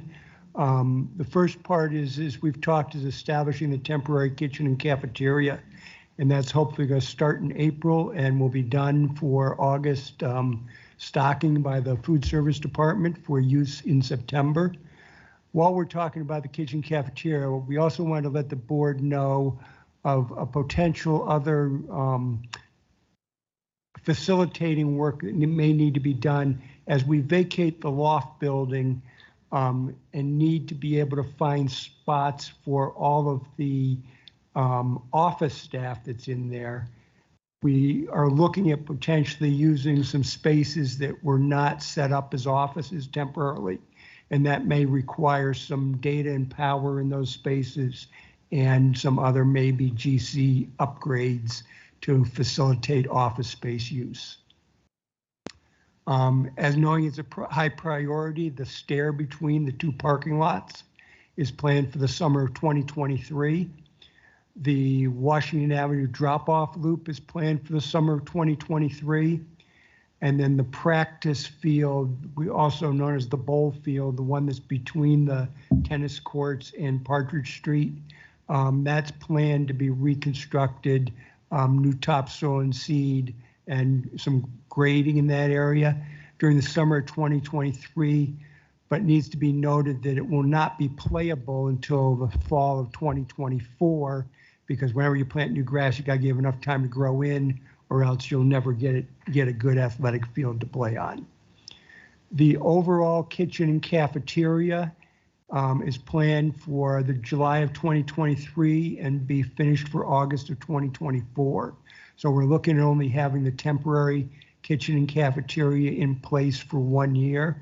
There's a lot of lead time concerns on some materials relative to the kitchen and cafeteria. So we're working with alternative manufacturers potentially to make sure we can get certain pieces of equipment in the time necessary to meet those deadlines. And then the track reconstruction, the concession and storage building construction are planned to start in May of 2024 and be complete in August of 2024. But a note on that is the track construction will just be during the summer. So they won't lose the track for track season. They'll just be the areas of the two buildings we're building that will be fenced off at that point in time for the contractors to do their work. Then similar to the bowl field that we're constructing in summer 23, once that's grown in, we'll then reconstruct the soccer field that runs out to North Main. And again, similar to the other field, that won't be playable for a year after the work is done. And then we're really coming into the final stretch. The loop road around the building right now only has what they call the binder course of asphalt on it. So during the summer of 2025, we will be closing that off to put the final coat of asphalt on that. That really will only be closed for about a 3-week period to do that work. The conversion of the old tennis court area to grass play area will start in March of 2025 when the contractors have been told they can't use that area for a storage area anymore, and be done by June. And then the classroom building renovations, the overall mainly second and third floors of the loft building will start in July of 23 and finish in July of 25, giving the month of August for the district to move in and have those spaces ready. The one thing that's really not on here is a separate line item that will be done in the summer of 25 also is the additional parking lot that's going to be built where the contractors' trailers are right now. And then we are out to bid with phase 4. Documents were uploaded last night and are available for contractors today. We have a pre-bid meeting scheduled for April 12th. Bids due on April 27th.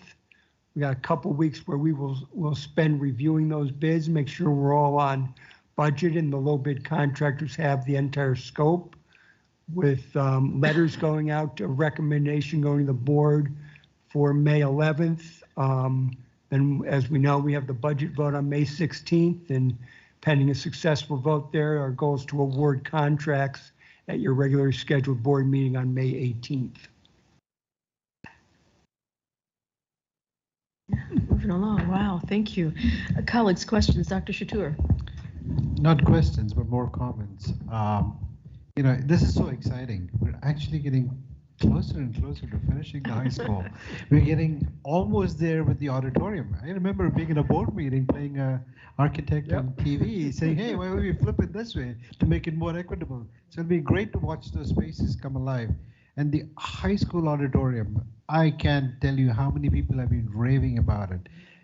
Faculty, students, staff, community, everybody who's walked into that space, like, wow, this is awesome. So thank you. You. Ms. Savage, did you? I have a couple of scheduling questions, just since we're supposedly on scheduling, then I have non-scheduling questions, but I'll wait for those. Scheduling, do we not need food service over the summer? I got the sense that we're going to have 0 for food service over the summer. I believe they're going to accommodate that with just, they have milk coolers, they'll be set up in the corridor where the students come in as mainly, and they'll have breakfast served there for them. So okay, I don't really need to know what the plan is, as long as I know that there is a plan. There is a plan. That's really all I need to know. And then the other question that popped up in my head about scheduling is, I know that the youth soccer fields, so-called because they're primarily used for youth soccer, does this youth soccer people know that those fields are out of commission for a year, and has another arrangement been started to be discussed? I don't know for sure, but my guess would be probably not. So I would guess I would ask who's responsible for making sure that conversations happens early and that we work collaboratively with them. That is one of our most equitable non-district programs. I think they raised their annual fee to $15 for the season. Those of you who've ever done anything with youth soccer know that that is not typical soccer fees. They charge you $15 for the season. So all of Albany uses the Albany Youth Soccer. It's a very equitable, broad-based program, so we want to support them as much as we can. Those are my 2 scheduling questions. Anyone else? Okay, seeing none. Thank you, gentlemen, very much. This is very exciting. Thank you. Okay, colleagues, that brings us to the discussion on the 22-23 budget update. Mr. Karras.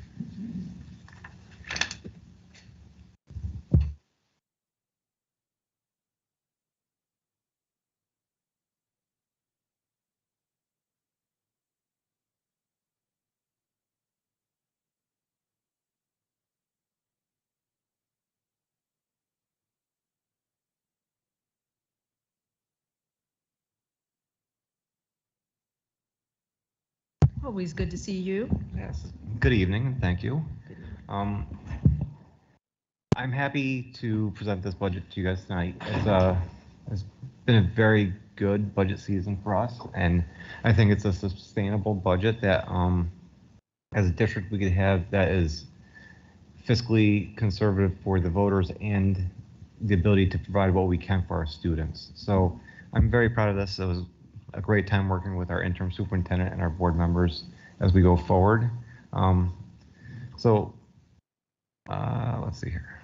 As always, we always look at our vision, mission, and goals as a district. We always want to provide everything possible for our students and be conservative with our money.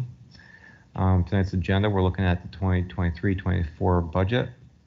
As we spoke earlier about the proposition number 2, that will be on the May vote, the upcoming budget calendar, and the next steps. As always, we want to continue our existing programs, but always enhance what we have as well. We have our contractual obligations that we have to maintain, our operations, and also try to look forward to be more proactive with our operations than reactive. Our staffing and benefits under our labor contracts, and we always monitor our overtime and related work. Here is an updated staffing ratio slide that is inclusive of the positions that we've been presenting for the last couple presentations. So there's an additional 21.1 positions from the current school year. So it brings us up to 1776.6 FTEs between the general and the federal funds. The cafeteria funds are not included in this.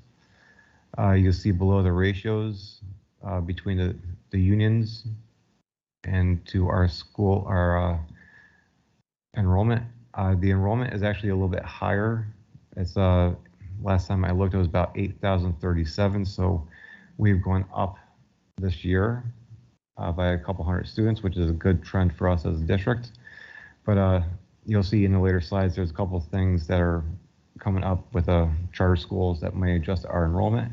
So I decreased a little bit to be conservative. Our revenue with a 0% tax levy increase. So the tax levy would stay the same as on the slide. There was an increase in our state aid, our local revenue. There's an increase, slight increase there. But we could balance the budget with a 0% tax levy increase here. This is a beautiful slide here. As you can see, the overtime, the reliance on property tax has actually flipped, and we are relying more on state aid in this upcoming school year, which is a great thing. So it's a little bit safer for our community members so that we're not as, I don't want to say taxing, but we're not as taxing on our community.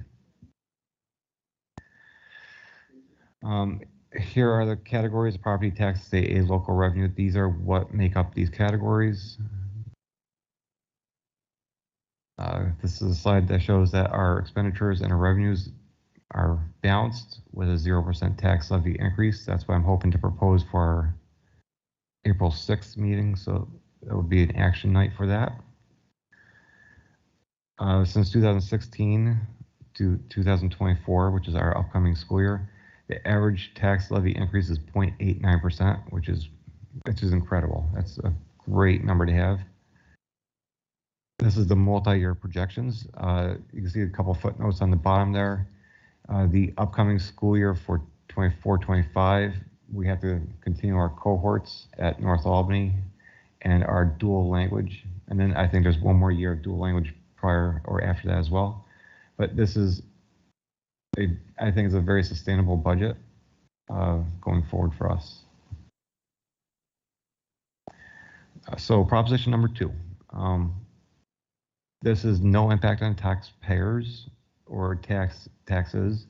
This is a use of the capital project reserve funds from 2016, where we have the funds in it to help support the additional costs for phase 4 or the finishing of the high school project.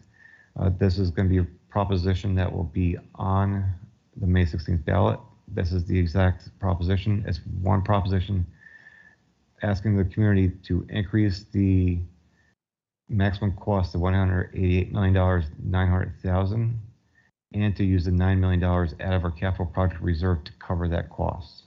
This will finish the project up. This is a nice slide where you can see that prior to the capital project, you can see there was a 10% average for escalation costs. Since the project, you can see that there's a 33% or a 38% escalation that is compounded over the years.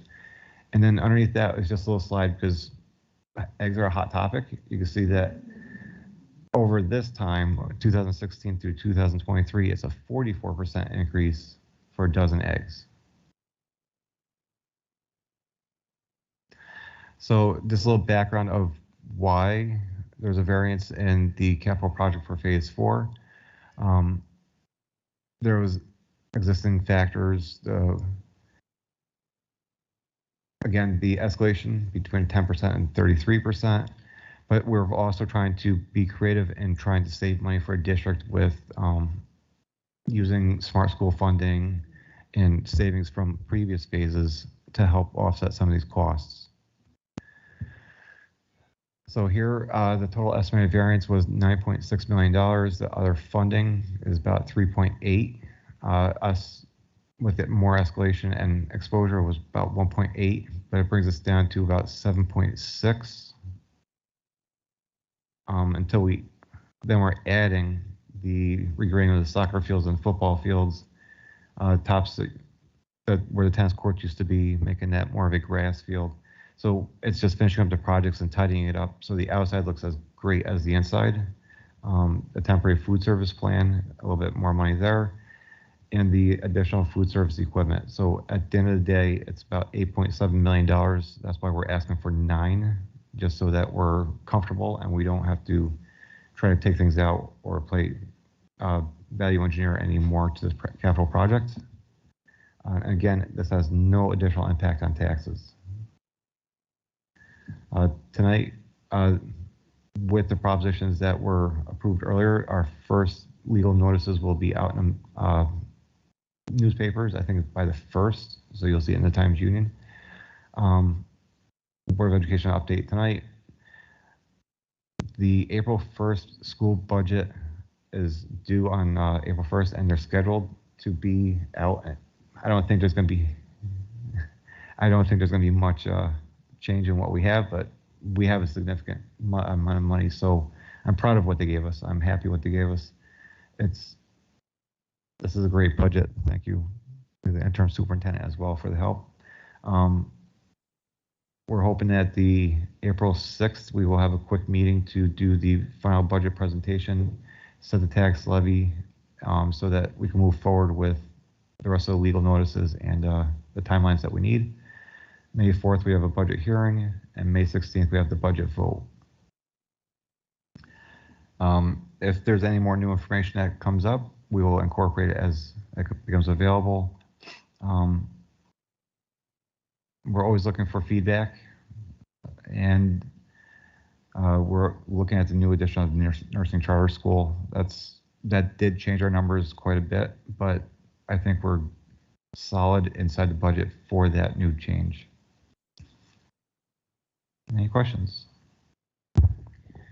Oh, thank you, Mr. Karras. Board colleagues, questions for Mr. Karras? Ms. Krejci? I just wondered if someone could tell us more about the idea that it's best to go out with a 0% budget this year, or a 0% tax levy this year, because that was a little different than what we talked about earlier.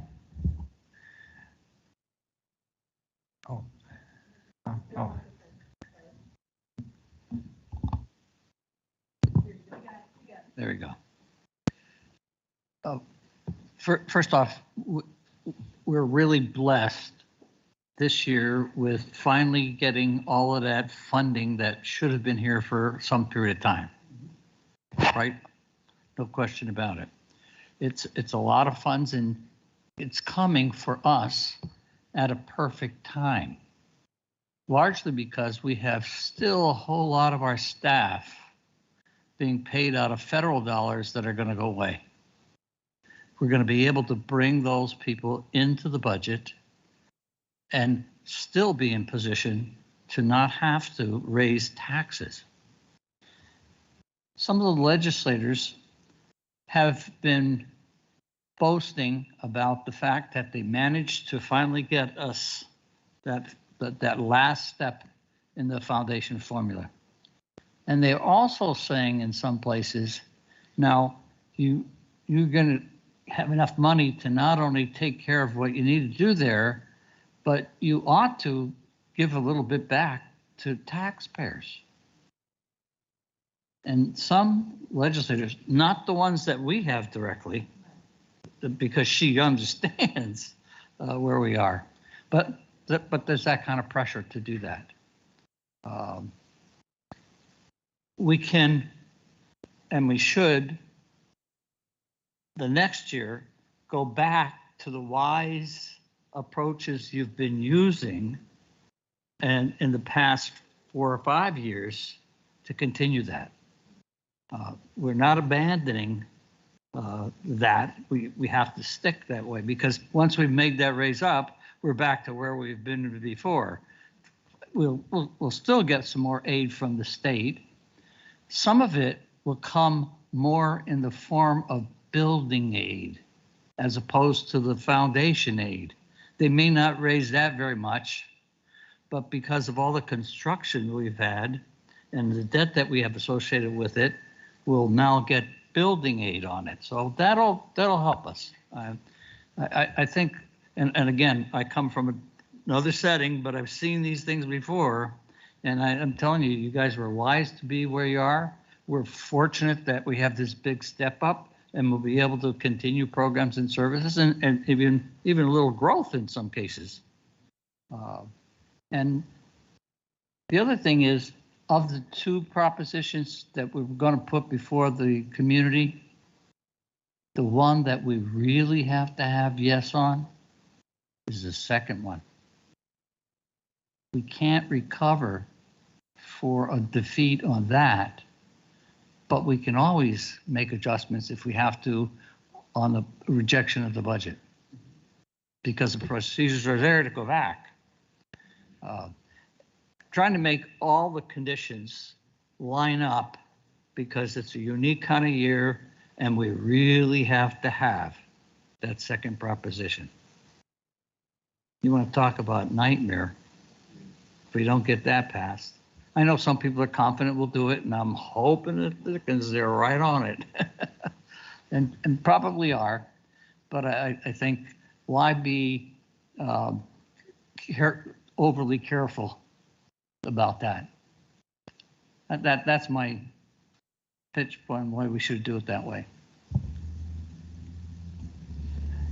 And I'm sorry, on top of that, in the last week, there was the fine tuning of some positions between the ARP and the general fund. So there was a decrease from the 80 that was initially reported. So there's down to 73 that were already in. There's 7 more that were already in the other side. So they was able to take the money that was allocated out of the ARP that I thought I had to allocate, and that decreased the budget to the point where it was, I think, to a 0.4 difference. And then just fine tuning a little bit more things, it was very close to 0. So, Ms. Savage? So I wanted to just honor your question, because I think it's the right question to ask, because we have been so committed for now 6-7 years to modest increases every year to avoid the potential of a jump, right? That's what we've been trying to protect our community from, is a big jump, because most people can handle a 0.5% or a 1% tax increase. But if you get to a 3%, if you get a 4.68 on your library taxes, or 4.58, it's $11 a year. You do 4.58 on your school taxes, it's a heck of a lot more than $11 a year. So we as a board have been very tuned into that. How do we even that out? And so I asked those very same questions when I first saw this budget.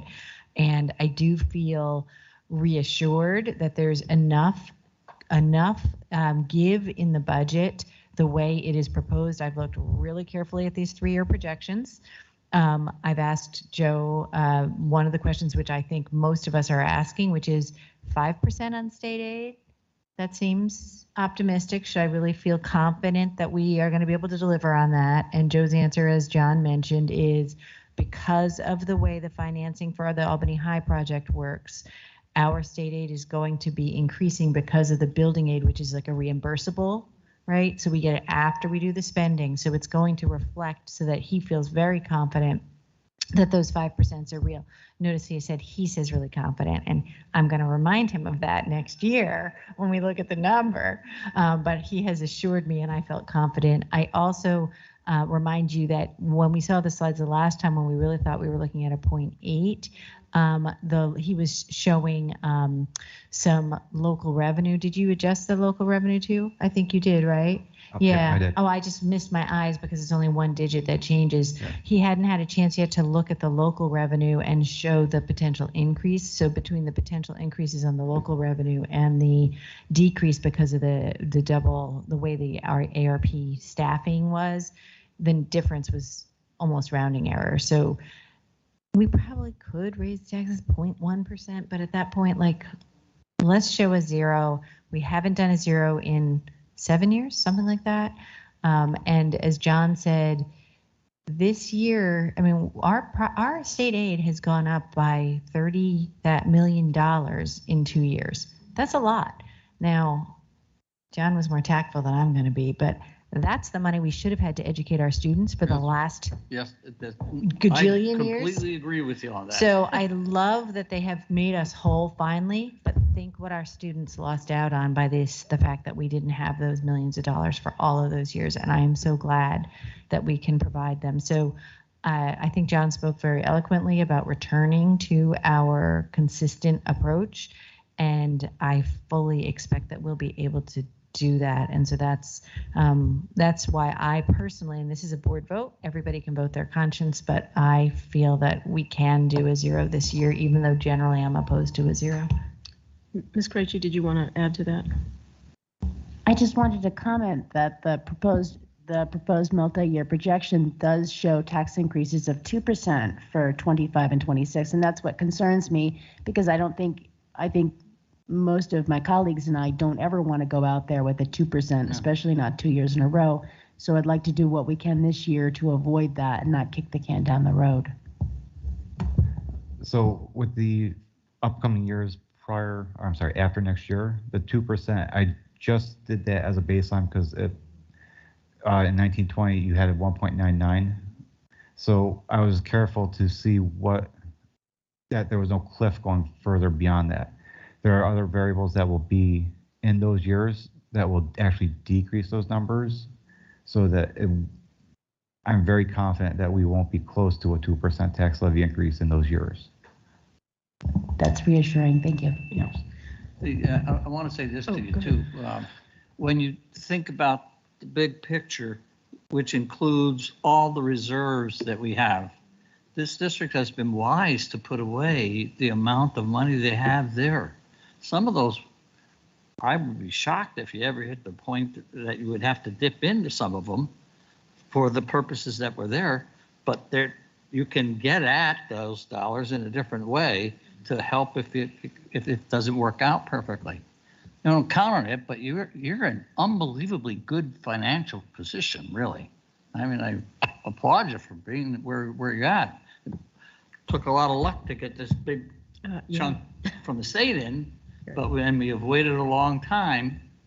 But I look at your finances and say, wow, this is in pretty good darn shape. We're not going to do things that are unwise, but it's really important to get that second proposition approved. And anything you can do with the taxpayers to do that, I think is worth doing. Thank you. Anyone else have a comment? Yes, Mr. Elmanyawi. I like this proposal primarily because we are asking our voters to allow us to dip in to a capital reserve, which does not mean we're raising any taxes for the additional funds that we need to finish our projects. And it's essentially a relief for our residents, and I want to say it's a little bit of a negotiation. You know, we are not raising any taxes on anyone this year. Help us finish this school. It's also not going to raise your taxes. And it just seems like it's appropriate to not raise taxes after we've received nearly $17 additional million to help us with our budget. So I want to be reasonable. We got a whole bunch of money from the state. We're going to use it wisely. We're asking our residents, our voters, to also, you know, be wise in, you know, voting for these things, because they're not going to affect their bottom dollar. So I'm in support. They'll be able to buy more eggs. That's right. Dr. Chatur. You know, the voters did approve building these capital reserves for exactly these things. Right. So that, you know, it's a rainy day fund. So when you need it, you have the money and you're not scrounging for the last minute. And, you know, the high school, the way it was built during the 70s was exactly going through the same problems even back then. They would run out of money and then there'll be a duct tape job. And then somebody would come up with a different plan and things would change. And so this was a hodgepodge of things. We have this one opportunity to build this beautiful building, which the students love, appreciate, and are showing what they can do with it. And now we just need that little bit of extra reserve, because the cost of everything has gone up. You know, since when the design was done way back, prices have gone up, and so it's a very reasonable ask, and I think our community will respond in the affirmative, because everybody loves what they have seen with what has been done so far. When it's finished, as we've heard, it's going to be finished soon. It'll be great. Yeah, I really don't have much to add to my colleagues' comments, but your last point, Dr. Chatur, is so true. I think that building was felt like a Band-Aid, was you know, holding it together. And you know, we do want this project to be complete. You know, mediocre is just not acceptable, and we've experienced that, we've lived that. I'm not going to do that here. So I think you know, I am very proud that we've been. This board has, over time, even before I entered, I believe, you know, consistently put money away. We'll do that again at the end of this year. You know, how much, I'm not sure, but we will do that. And, you know, we will also recognize that this is a one-shot time thing, you know, for this period of time. But going forward, I agree, we will you know, go back to, you know, squirreling a bit of money away. So otherwise, my colleagues have really said it all pretty much. So Ms. Mann, anything from you there? No. Okay. All set? Okay. Yes, I'm sorry. Go ahead, Ms. Savage. I had actually a question that I forgot. I think you answered this before, but I just can't remember. Did we build into this budget or some other funding source what we need to have a reasonable recurrence of Chromebook purchases? I know that was something we talked about. I just can't remember where we ended up. That is something that we worked with Mr. Baker. Yep. So there are some funds in there to do a recurring. So every 4 years or 3 years or something. 5, 6. Yeah. Sure, we would love you to come to the microphone, Mr. Baker. Find a microphone, any microphone.